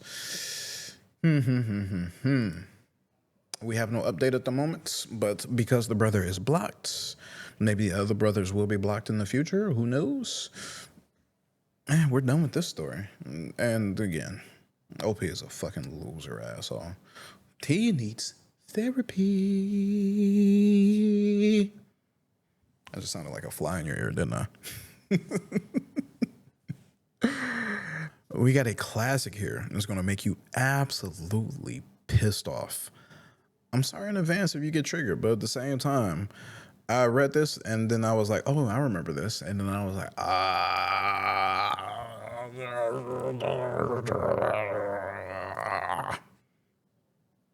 So, we're over in r/am I the asshole with an H, with a post by OK Organization 9552. Am I the asshole for kicking my wife out after she punched my mom in the face? My situation went from bad to worse in a matter of a week, and I don't know where else to turn. I need to know if I was wrong. Possibly a validation thing, because life is fucking dumb right now. My wife and I have been together for 8 years, and she just gave birth to our first and last baby 2 months ago. Up until my wife got pregnant, my mom loved her. I'm not sure what the fuck is wrong with my mom or why the switch up happened, but after my wife got pregnant, my mom started being very clingy to me and started avoiding my wife at all costs. Told everyone she wasn't excited about the pregnancy, etc. I threatened to go no contact with her when my wife was about 7 months along, and after that, she snapped out of it for the most part and stopped being so ignorant. The comments 100% stopped, at least, though she still was clinging to me. Now, a week ago, my mom, my sister's husband, and my sister's daughter, 12 years old, came over for dinner. I prepared the meal. Before my wife could eat anything, our daughter got fussy, so my wife excused herself to go feed the baby and get her down to sleep. I thought I prepared enough, but apparently not because my niece was still starving. She's 5'5" and 190 pounds. I haven't seen her in a year, and she was not that size then, so didn't exactly portion in an extra 3 helpings for a child. So it's on me. A 12-year-old child, 5'5", 190 pounds. I apologized and told her that I hadn't made any more and offered her crackers as I was putting my wife's portion in the fridge. After that, I just went outside with my sister's husband to smoke a cigarette and shoot the breeze. Didn't think anything of it. But then I hear yelling from inside. Your baby just had your baby. Your wife just had a baby 2 months ago. Why are we having family dinner? Bring me a fucking lasagna. I'm tired. When I walk in, my wife and my mom were screaming at each other. Apparently, my mom, who saw me put my wife's food away, gave my niece my wife's portion of food. As I was walking inside, I heard my mom say, "Looks like you can afford to skip a meal," and slap my wife's stomach right as soon as I get ready to step in, literally fast walking towards them, yelling, "Enough." My wife whines back and punches my mother square in the face and drops her. The whole house went silent outside of my mom crying and holding her face. Hey.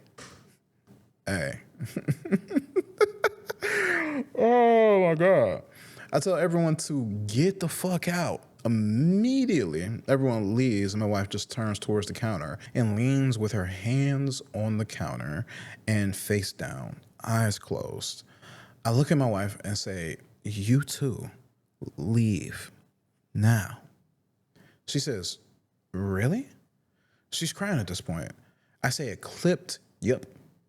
She packs up her and the baby and leaves. Bro, what? I text her that night and say I just need space. I need to decompress and come to terms with what just happened. She doesn't respond because she needs to decompress from what just happened. The next 5 days, I'm texting and calling, and I get nothing. She shows up here today, so 8 days later, and hands me divorce paperwork and my baby and says, "Here, you have a bit to hang out with her while I pack.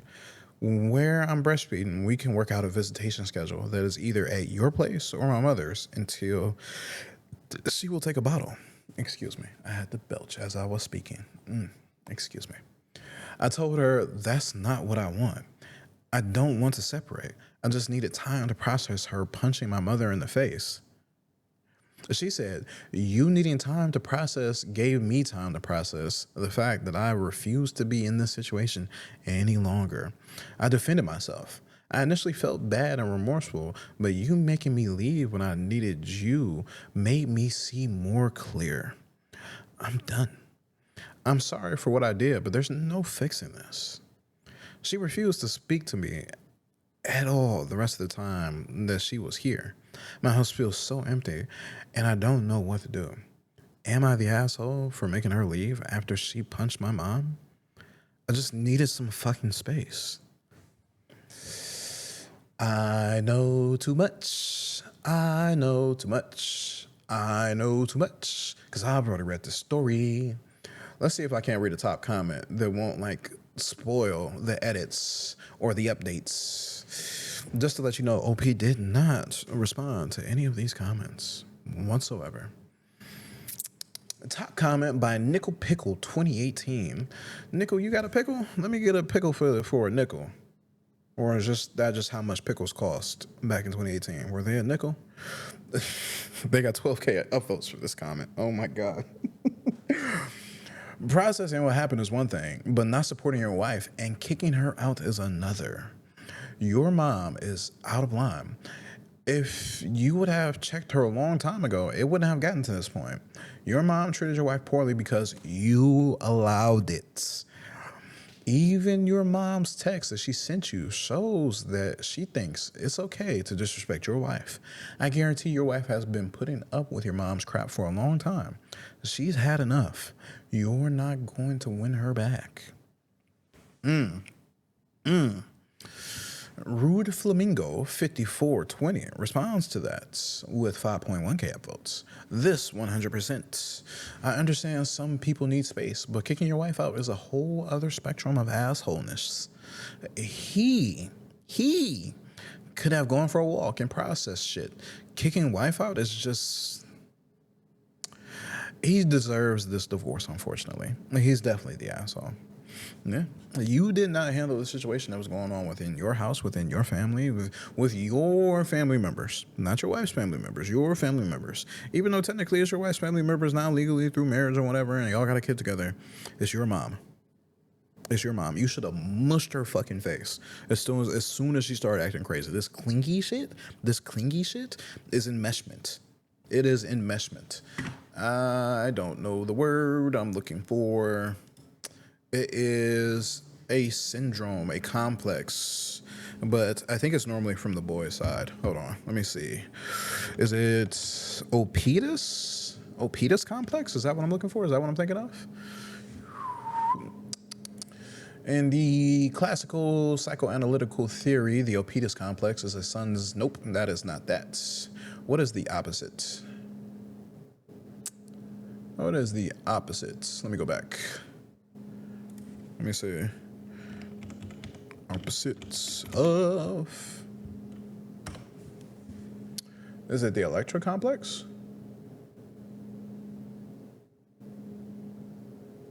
Oh, it might be the Jocasta complex. Let's go ahead and look this one up. Search. And what does Wiki say? In psychoanalytical theory, the Jocasta complex is the incestuous sexual desire of a mother towards her son. Raymond de Saussure. Who is this person? Swiss psychoanalyst. Okay. Introduced the term in 1920 by the way of analogy to its logical converse in psychoanalysts, the Oedipus complex. And it may be used to cover different degrees of attachment, including domineering but asexual mother love, something perhaps particularly prevalent with an absent father. Origins. The Jocasta complex is named for Jocasta, the queen of Thebes. Thebes? I'm American. My apologies for not being able to pronounce Greek and Swiss words and names. I'm a dirty American. I had a poor education. Now I'm terrible.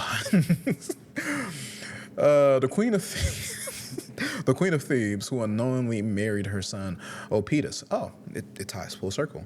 And eventually committed suicide. What the fuck? How do you unknowingly marry? I don't know enough about this story. I don't know enough about this at all. The Jocasta complex is similar to the Oedipus complex, in which a child has sexual desire towards their parents. The term is a bit of an extrapolation, since in the original story, Oedipus and Jocasta were unaware that they were mother and son when they married. The usage in modern context involves a son with full knowledge of who his mother is. There's a bunch of cultural analogs. I'm probably sure there's something that you can read on that.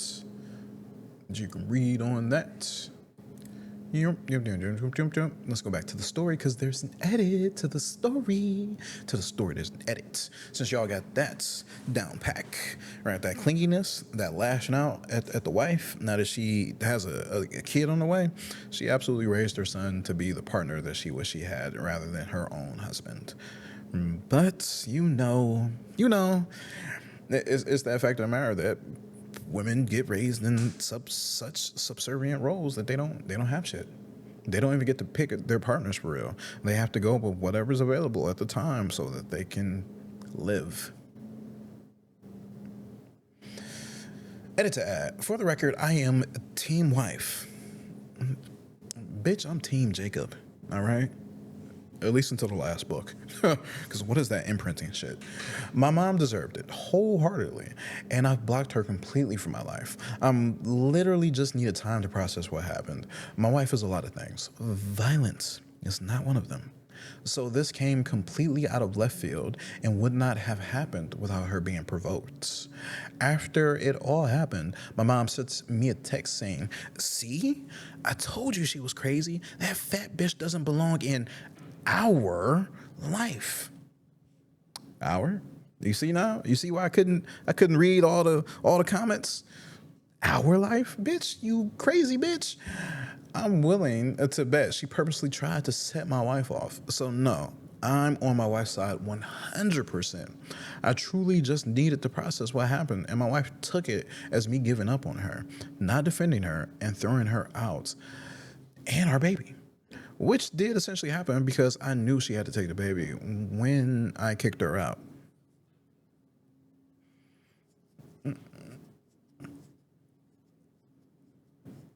What do they do in Japan? When groveling all the way down with your face to the ground doesn't work, you have committed a grave sin. You have to commit seppuku.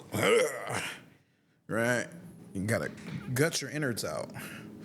But you know, if you do that, your wife and your daughter won't get the insurance money. So don't do that. Not for your transgressions. There's a second edit to add. The reason why my dad was stupid abusive, I was beat. My sisters and brothers were beat. My mom was put in the hospital many times. It took years for police to enforce restraining orders, and he finally died in 2013. Violence scares the fuck out of me. I clam up and get anxious around violence of any kind now. My wife knows this, and she too grew up with a violent stepdad, and she gets just as anxious and panicky around violence. Her punching my mom in the face triggered an anxious response, and I needed her gone in that moment. I needed it far away from me. I don't know why I didn't just leave. I could have. But in that moment, I just let my emotions and fear run the whole fucking circus and told everyone to get out, her included. My mom did slap her first. I guess for some reason, I was seeing my wife's punch as being worse than that slap. It wasn't a hard slap, but my wife did kind of wince. Looking back at it now, she was fine following, but my mom was bleeding. Split her eyebrow open in good shape. I don't know. Thanks for the responses. I'm the asshole. I'm going to try to go kiss ass now.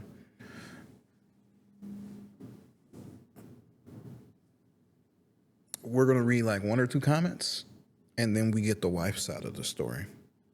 She makes her own post. But this is the whole therapy is needed aspect. Therapy is necessary aspect of the theme of this episode. Because once you were gone, once your dad died, and at this point in history, your dad was gone for over a decade. Your dad was gone for over a decade. You should have been in a CBT, cognitive behavioral therapy, for that entire decade. Your entire family should have been as well. You should have had family therapy with your family, group therapy, so y'all could work through these issues together. Because obviously, your mother sought out a safe place with you. Maybe were you the eldest brother? Even though everyone was getting the shit beat out of them, to the point where your mom was put in a fucking hospital multiple times. This again, this is full on patriarchy, because your mom had no ability to dip out, right? Maybe she did. Maybe your dad left. But multiple restraining orders, multiple hospital visits. The police had to enforce. Police had to enforce the restraining orders. The restraining orders, and then your dad just died. Your dad just died. I don't even know how you are, but let's just call you fucking 35. Let's call you 35. So you had a baby at 33. Let's call your wife 35 as well. So your dad died when you were in your early 20s.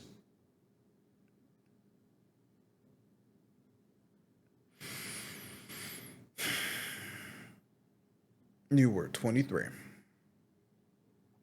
You should have had therapy this entire time, man. It's your mother should have, and she was so fucked up in the head. Maybe she had CTE from all the beatings to her brain box, right? So she wasn't thinking straight. But she should have had all the kids, all of y'all in therapy. It's such a shame because now you have created an entire child with your soon-to-be ex-wife, and you can't even be in their life. You have created a whole brand new, different kind of situation for your kid to grow up in that is fucked up in a different way, but on a similar level to how you were raised, right? Because you didn't have a father in your life. Now your daughter won't have a father in her life because you did not handle your mental issues. And I know I'm always like the super aggressive person. Beat him, da, da, da, da, da. It's great that your wife defended herself despite her own trauma. But the fact of the matter is, this blew up at the final moment after, 11 months? Because the wife was pregnant for 9. And then the baby's been here for 2. Matter of fact, let's subtract 2 months, because maybe you found out 2 months in, like a lot of people. You were already a month or 2 pregnant. Now you have found out that you are pregnant. So let's just say 9 solid months, 3 whole seasons of a year of your wife being pregnant. And after the baby was here. Oh, well, no, because then 7 months in, you finally got her to stop acting like shit. So 7 months. Let's call it a smooth 7 months that you're aware of. Of your mom acting fucking crazy. You should have palmed the shit out of your mom's face and mushed her fucking face and had her not acting a fool. Right? Your parents might have been like the most important things in your life. I'm talking to the people now, the people who are listening. Your parents might have been the most important people to your life. You may have fought for them, kicked and screamed, and done crazy things if anyone disrespected or acted a fool or did anything wild to your parents. But once you choose to be in a relationship and marry a person and have kids with a person, those people are more important than your parents. You should absolutely be willing to do all the crazy things that you would have for your parents, to your parents, if they decide to do anything that you find untowards, uncouth, ignorant ass behavior towards your new family, the family that you decided to have, done onto them by your parents. It's crazy. It's crazy that your wife is being abused and harassed verbally and then being hit, and you didn't nip the shit in the bud months ago. It got to a point of violence that you couldn't handle, and you mentally like froze up like a little bitch. But had you put your foot down and forward first months ago, your wife wouldn't be out the door. If this was one crazy ass event, one random ass event, then your wife probably would have stayed. I know her entire family lineage was in her ear at the house, helping out, taking care of her, giving her all the advice. And you were like, oh man, I can't get in contact with her. You didn't even pull up. You don't have your wife's location on your phone. You didn't pull up. You didn't call around her sisters, her mom, even her abusive stepdad. Right? You weren't lurking. You weren't calling the friends of hers. Come on now. 2 months in, 2 months in from having a baby. What is it normally? Like the abdominal muscles rip, get stretched, are so messed up. So your mom slapped your wife in the stomach in a place where she is the most weakest because she just had a whole baby. And you think that punch in the face is somehow worse because your mom got her fucking eyebrows split open. You were like, yeah, that's more of that shit, man. That's more of that shit. Men not knowing what happens when they nut in their partners and have a baby. That entire process of a baby being made and a baby being born is a crazy thing, right? Women are not the same ever after, ever.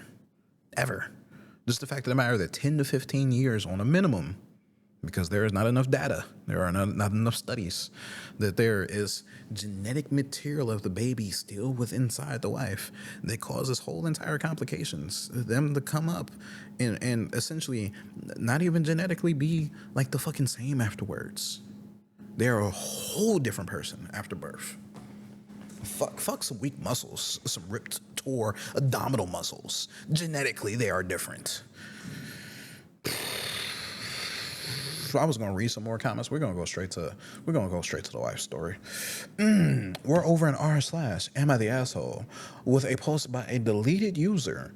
My response to my husband's post: am I the asshole for kicking my wife out after she punched my mom in the face? I'm still grieving at the loss of my marriage, but my friend had notified me about my husband's post that had too many specific details that were hard to ignore. To clarify, this is my first time on Reddit. I read my soon-to-be ex-husband's post and wanted to give my side of the story and include details that he didn't provide in his post. For those who hadn't read it, long story short, my husband kicked me out of the house after his mother had physically slapped my stomach in front of him, and I punched her in self-defense. I love my husband dearly, but his lack of action regarding his mother's behavior was extremely disgusting, to say the least. I tolerated his mom's behavior long enough until I couldn't take it anymore, as he had overlooked his mom's behavior over and over again. Then I finally had enough. I was still recovering after giving birth to his child when his mom slapped my stomach, and my husband exaggerated when he said it wasn't a hard slap. The slap itself was hard enough to be heard by everyone in the room. I had lost it at this point when his mother slapped my stomach with a turd-eating smirk that wasn't visible from my husband's point of view. At least that's what my husband claimed. I had a mental breakdown when my husband told me to leave after kicking one every... Jesus. I had a mental breakdown when my husband told me to leave after kicking everyone out of the house. 2 months? 2 months after having a baby? Dog. You should have seen his face when he told me to get out, with a straight face and without hesitation. Our baby was crying at this point before I left. I couldn't do anything but cry that night after I went to stay with my mother.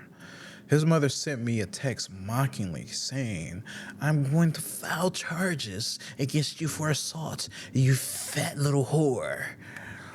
Now stay the fuck out of our lives." She ended the text with a smiley face at the end. I was livid and decided I did not want to be associated with this family anymore and served my husband divorce papers. And as you can guess, he didn't take it well and tried to get me to reconsider. I told him that he overlooked his mother's behavior one too many times, and I was done with him and his inability to establish boundaries with his mother. I recommended setting boundaries, but he didn't think it was necessary, even after I told him throughout the pregnancy about the nasty names his mother called me when he wasn't around. And he always brushed it off. Even though he did tell his mom to stop, she would continue this behavior after a short pause for a while. Somehow, there are so many abused people who turn into abusers. It's not always the same way that they get abused, but man. Before I left, after handing him divorce papers, he begged me for another chance and told me he cut contact with his mother permanently. I told him that he is sorry now that I handed him divorce papers and that he was too late to act now, that I decided I wanted out of the marriage. I told him I loved him so much that he should look at it as a sign that if I didn't, then I wouldn't have divorced him. I would have divorced him long ago because he didn't stand up for me multiple times. And I let his mother's snarky comments and behavior slide at my mental expense. I told him he needed help with the trauma because I understand that he is dealing with trauma since he already mentioned my abusive stepdad. But he didn't even realize that his mother hadn't gotten him help for his trauma, that he is still being affected in his adulthood. What I can't understand is why he didn't leave if he needed some space instead of being such a heartless bastard and kicking our child out with me. I've been ignoring his texts and calls ever since, and I'm waiting for a divorce hearing. Something that I wanted to point out is that his mother had attributed to his niece's weight gain.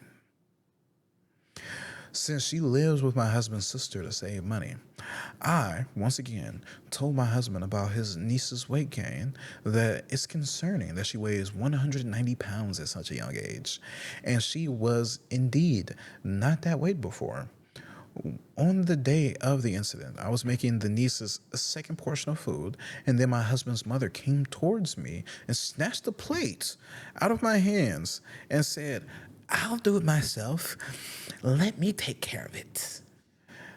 And when I tried to take the plate back, his mother said, "I know what to fucking do. You don't know how to properly feed someone as healthy as my grandchild." I was shocked that she thinks her grandchild's weight was normal for her age. I couldn't take this harassment or abuse any longer, and my breaking point was reached when he kicked me and our child out of the house. Now I need to do what's right for our child because she doesn't need to be in this toxic household where she has to witness the drama going on.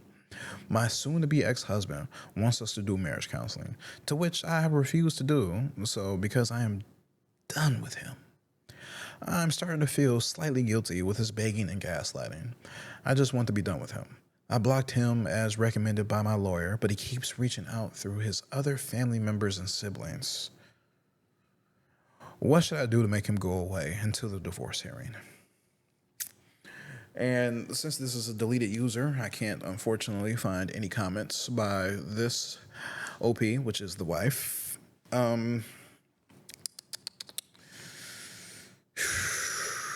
The realities is you need therapy, right? I could do like a little blame sharing, not even blame sharing, just blaming you a little bit. Like, you should have put up boundaries.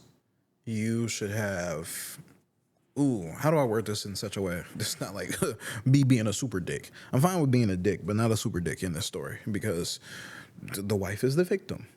The daughter is the victim. Point blank fucking period. I don't even know. I don't even know if I can do like any. Can I do like a percentage? Let's do a percentage. You should have stood up for yourself and made sure your husband did everything that. This is so hard to think out. Should have done everything that you wanted him to do to not have his mom be crazy. Because you didn't okay, so let me separate. You didn't even have an understanding and an inkling of how bad his mental health would be when it comes towards violence. Because how often are people in violent situations? What, once, twice, 3 times when they're adults? And if it's anything more than 3, it's just like, oh, he must be an MMA fighter. Or, oh, he must live in a poor or bad neighborhood, right? Because after that, it's just like, oh man, you survived being shot at quite a few times. Yes, I have. And that's why I'm Mr. Always on 10, baby. Yeah. The fuck is wrong with me? Let me stop. I keep that in the trunk. Because the realities are, what are the realities here? You need therapy because you weren't strong enough mentally to have your husband enforce good boundaries and punishments on his mother, your mother-in-law. You need therapy so that you don't end up in a relationship in the future that is similar to your husband, right? Because we all have a type. We generally date the same types, right? Not just like looks, but also personality types. We find something in them that we like, and you like an individual that has been mentally harmed all his life, right? Who is an enabler to an abusive person, which is his mother, Right. You are at a point in your life where it would be great for you to settle down and marry. Right, because you have a kid. You need a stable foundation to raise a child, as things are very expensive. Two household income is necessary when you have a child. You need $100,000. All right, for a wife, a husband, and a kid, $140 for two kids. I'm making 100,000 up. Super random ass number for one kid, but it's poverty being below $140. It's poverty being below $140 when there's four people in the household. So you need therapy so you don't ever end up with another person like your husband. So you can, man, you were in such a vulnerable place this entire time. I can't even be like 20%, 10%. It's like some small ass number because you were pregnant. You should not have had to deal with any of this shit. You are postpartum. This, if you didn't have it, this probably flared up PPD within you. Having to deal with this, you probably have PPD this entire time. 2 months after having the baby, and you're getting smacked in your stomach by your mother-in-law. I would have, fuck, man. I would have cleared the whole house out. Why did you shoot my mom? Fuck. Hold on, I got my massage gun over here. I like that expensive shit. Fuck. The whole house, everyone would have been on the ground. Not because they ducked, but because I have good aim. Yo, I got that heated attachment too. You see that? I got the heat for the heater. No, let me stop. Oh my God. And like, I can't even be like, oh yeah, you should have chose violence. You are not in the place mentally or physically. The baby's 2 months. You are not in a place mentally or physically to be dealing with some shit like this. I wouldn't want to be dealing with no shit like this. I would have RKO'd my mom. Hi, Mom. My mom wouldn't do no crazy shit like this. I read some of these stories and I'm like, oh man, I would feel so fucking bad that I didn't realize my mom was crazy like this. And I had to subject my wife to my mom. Like I know certain behaviors that my parents have. And it's just like, what am I thinking? Here. Because my mom is definitely gonna watch this. Hi, Ma. How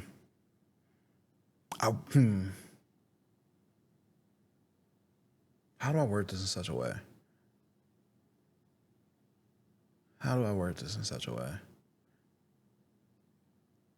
Also, do I want to be personable? That's one thing too. Like drawing like the lines and the boundaries of y'all knowing enough. Like I can be a crazy ass individual online, but do I want y'all to really, really know? I might run to be president one day. And I don't want this to come out and y'all just see me online and they're like, yeah, that's my president. I love my president. Fuck. Like, oh, president always on 10. That's my president. Fuck. Like, oh my God. Yeah, I love my president with those long dreads. Fuck. Oh, this is not me without sleep. This is me with sleep. Oh man, I hope I got a laugh out of y'all with this fucked up ass story. And y'all aren't like messed up in the head. I'm not even going to read any comments from the wife's story, but you can definitely go find it if you want to. You can read some of these comments because she didn't post any of her own. I hope she's happy and healthy. I hope her daughter is happy and healthy because it's been 2 years since this post has been up, and she does not need to be dealing with any kind of drama whatsoever as she is dealing with a child in the terrible twos. That's my take. And it's the reason why this is on the Patreon. This cannot be on YouTube. We're over and true off my chest. And the title of this one is, I genuinely want to die, and I haven't told anyone. I, a 19 female, am not doing okay mental health-wise in the slightest. I relapsed self-harm a few days ago. I'm completely miserable, and the closest I've been to just ending it all since I was 16. I'm on 4 different medications and none of them fucking work. I barely have the energy to shower or get out of bed. Not to mention, I'm an architecture student, so I have a massive workload for just the architecture classes. I also struggle with chronic pain, and just walking to my classes is painful. I can't go back home because being with my parents is 10 times worse. I want to fucking die, and my boyfriend is the only thing stopping me. I'd be dead by now if it weren't for him. You see why this has to be on the Patreon?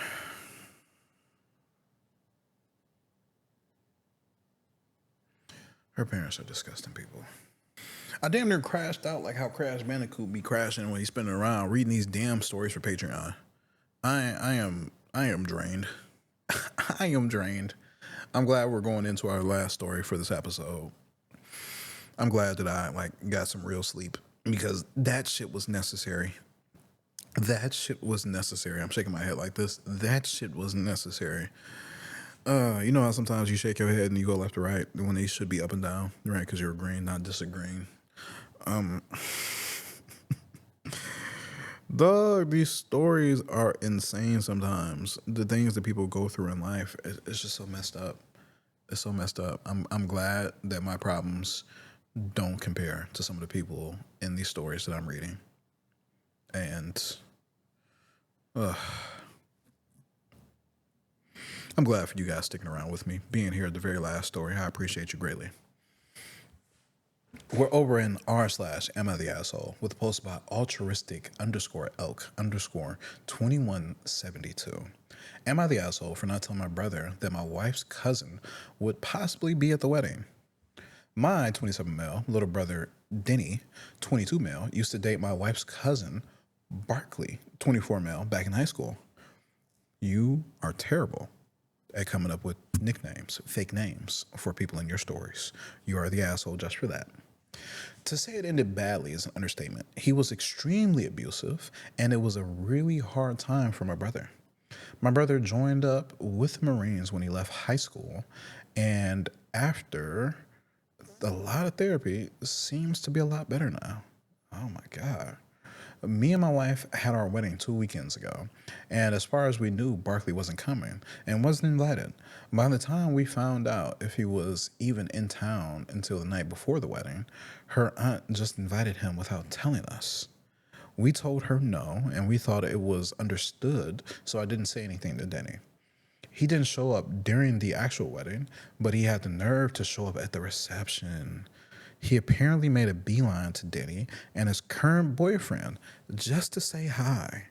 I had never seen Denny run off so fast. I found him out back shaking and apparently having thrown up. I tried to get him to calm down, but he just yells at me that I should have said something, that he was going to be there. I apologized and I tried to explain that I didn't even know he was in town until last night. I told he's literally a Marine now, and he shouldn't let Barkley affect him like that. He just yells at me, and it doesn't work like that. And he went with his boyfriend back to our parents' house. He's still mad at us. So, are you the asshole for not telling your brother that your cousin would possibly be at the wedding? When I first read the story, I was like, no.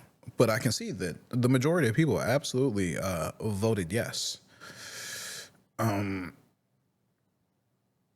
could say not the asshole, right? For just the thought that maybe you didn't want to have Denny freak out in advance. You didn't want to cause any potential issues. Maybe he's like your best man and he's at your wedding and he's pivotal. Maybe you thought that, but you weren't saying these things. I'm saying these things. Right? And it's good that I thought no, because I skimmed the story yesterday as I was pulling together everything. I was like, no, why the fuck does everybody think he's an asshole? I kind of get it. I can kind of grasp it. But if I'm gonna flip it on the other side, why wouldn't you? No. I'm not even going to flip it to the other side. What I'm going to do is I'm going to read the comments that have me change my thoughts. right? Because it's not always where I'm thoroughly locked in and my thoughts line up with the stories. When I originally started reading Reddit stories, start listening to people's podcasts, reading Reddit stories, and I would have a different opinion. I would be like, "Bitch, you crazy," and like, "Oh, that kind of makes sense." It would help me like combat my own thoughts. It would help me shape opinions that differ, and I wouldn't be so thoroughly locked down. So it's good that I found a story where the overall opinion is different from mine. Right? I can still be fluid. I still don't have to be super staunch and locked in, and I won't end up being such a hard on one side super asshole. I'm cool with being a super asshole, but not like in a way where it's going to potentially hurt people that I care about. Right? I don't need to be some old school mean nasty motherfucker. Not to people who don't deserve it. So let's read the top comments. Is this the top comment? Yes, it is. By Amenius. They're quoting from OP's story. I told he's literally a Marine now, and he shouldn't let Barkley affect him like that. First and foremost, you should have said, I told him he's a Marine now. I had to read through your errors. Since I skimmed this story and I didn't read it thoroughly, front to back to front, left and right, I didn't correct your errors as I normally would when I go through certain stories. So you pissed me off. Just for that, you're the asshole. Back to this comment. You're the asshole for this alone. But yes, if the relationship was that bad, you owed him a heads up. The aunt asked, and you said no. Even if you weren't getting married, wouldn't you want to warn him they're both in town at the same time? And modern blue hair oldie. Okay. Some weird username. Replies to that. Not only is OP the asshole, but he is just wrong. If you go through trauma and then go through more trauma, it doesn't somehow make you resistant to future trauma. It actually makes it more confusing because different situations that made you afraid can flood your brain at the same time. I'm sure that the Marines made him stronger in mind and body, but it doesn't erase memories or give him an invulnerable psyche. And Butterfly Fit 2712 says becoming a Marine probably made him worse. They're aggro as fuck. Oh man. Unfortunately, OP doesn't reply to any of these comments in here either. That's one thing. SQ Madrill doesn't reply. They have their own comment with 1.3K upvotes. You're the asshole. Your brother is an abuse victim that's had to go under years of therapy. A heads up that his abuser knows where he'll be is the brotherly thing to do. Abuse is about control. I am not shocked he will show up uninvited to show that he still has control over your brother. You shouldn't have been either. Your comment about him being a Marine now, that's just victim blaming and toxic masculinity. You basically said to your brother, you weren't enough of a man to protect yourself before, but surely the Marines made you a man. Men aren't scared.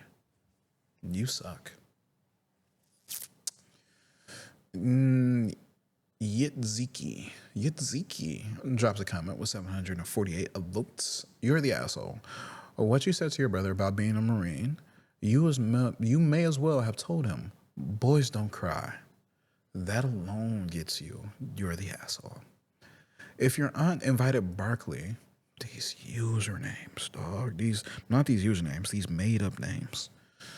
If your aunt invited Barkley to the wedding without informing you or your spouse, and you found out about it, however last minute, you had to know that there was every chance she would ignore you, or Barkley would ignore you, and that he would just show up anyway.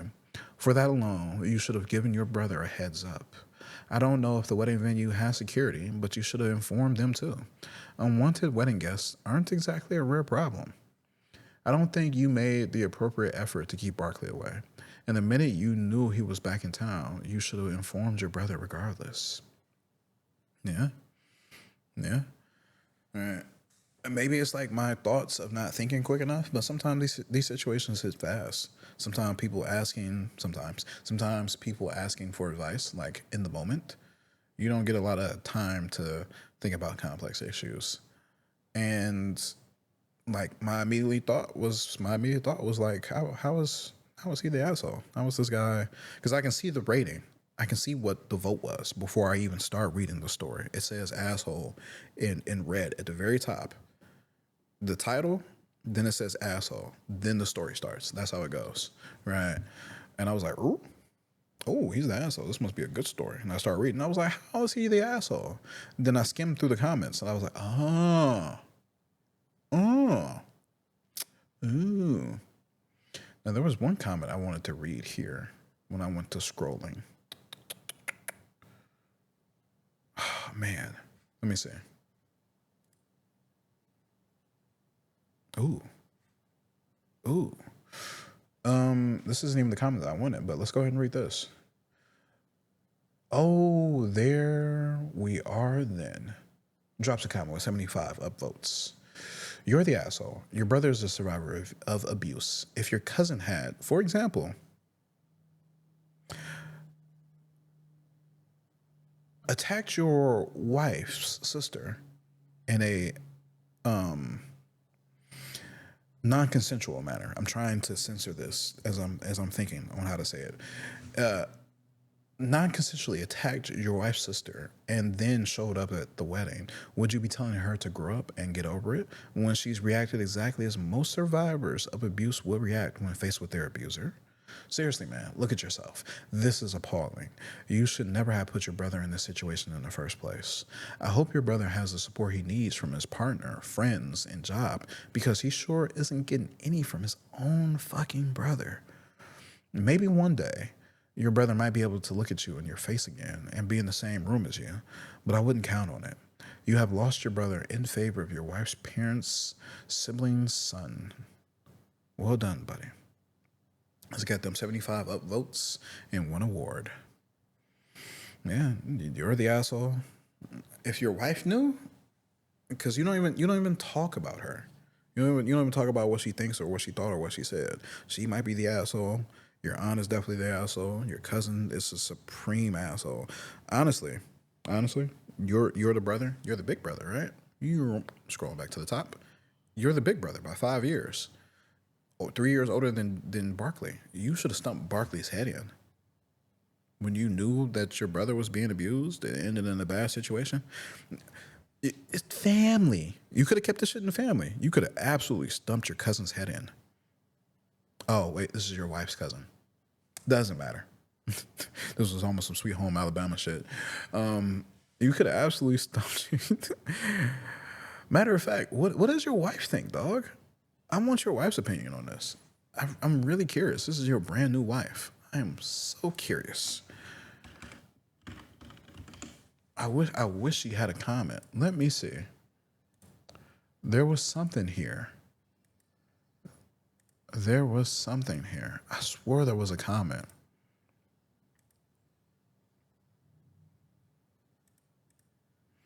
Man, can I not find this?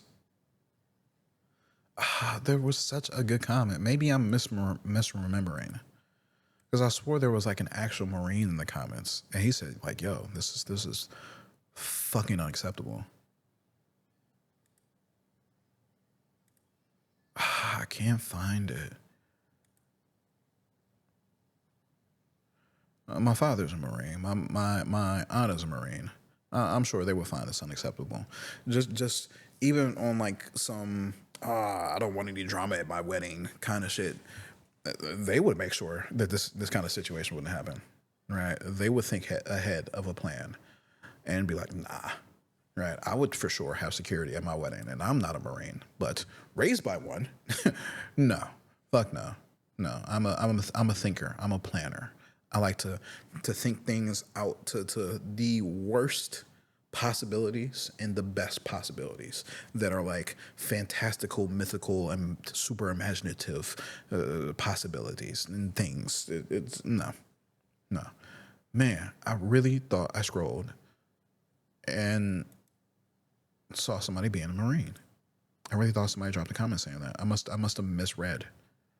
I truly must have misread. That kind of sucks. You know, it's okay. It's okay. At the end of the day,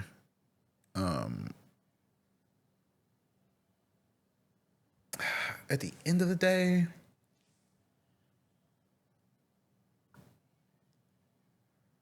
Oh, let's go ahead and read this one last comment because it's not okay at the end of the day. The brother isn't okay, and this brother, the eldest brother, our OP here, is not a good person. By Jen Swan with 1 upvote. 2 upvotes because I just like their comments. I was going to lurk in the background until I got a load of that username. Altruistic elk? Do you actually know what that means? Let's take to Google and look that up, shall we? Quotes, altruistic describes the practice of acting out of concern for the well-being of others without regard for your own self-interest. End quotes. Your boy is an altruistic person. I give just to. It's just that simple, right? People have less than, I have more. And maybe it's not being altruistic. It's noblesse oblige. I have more, I help out. When I don't have it, I don't help, and I feel bad about it. But when I do, I help. Not for shits and giggles, not for recognition, not for anything. Motherfuckers need it, I'ma give it. Continue back to their comment, I'm sorry. Leaving aside that you are obviously not an elk, you are also very clearly not altruistic. In what world are you acting out of concern for your brother? Which part of this story disregards your own self-interest or comfort? I imagine it's very comfortable to profess to be altruistic / compassionate, but unfortunately, you don't come across as being terribly self-aware. OP, I hope your family is kinder to you than you are to them. I hope you learn what altruism truly is and learn to use it in your life. I also hope that you are able to reflect on all of these comments and maybe learn something.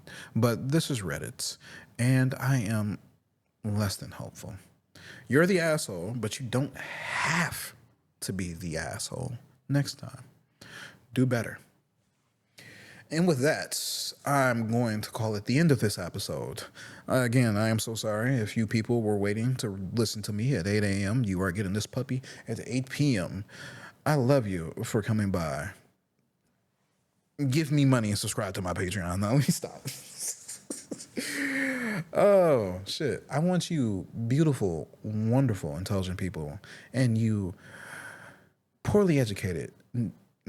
How does it go? Was it supposed to be you ignorant, need to be educated, idiotic people to have a beautiful, wonderful day, night, week, month, and year?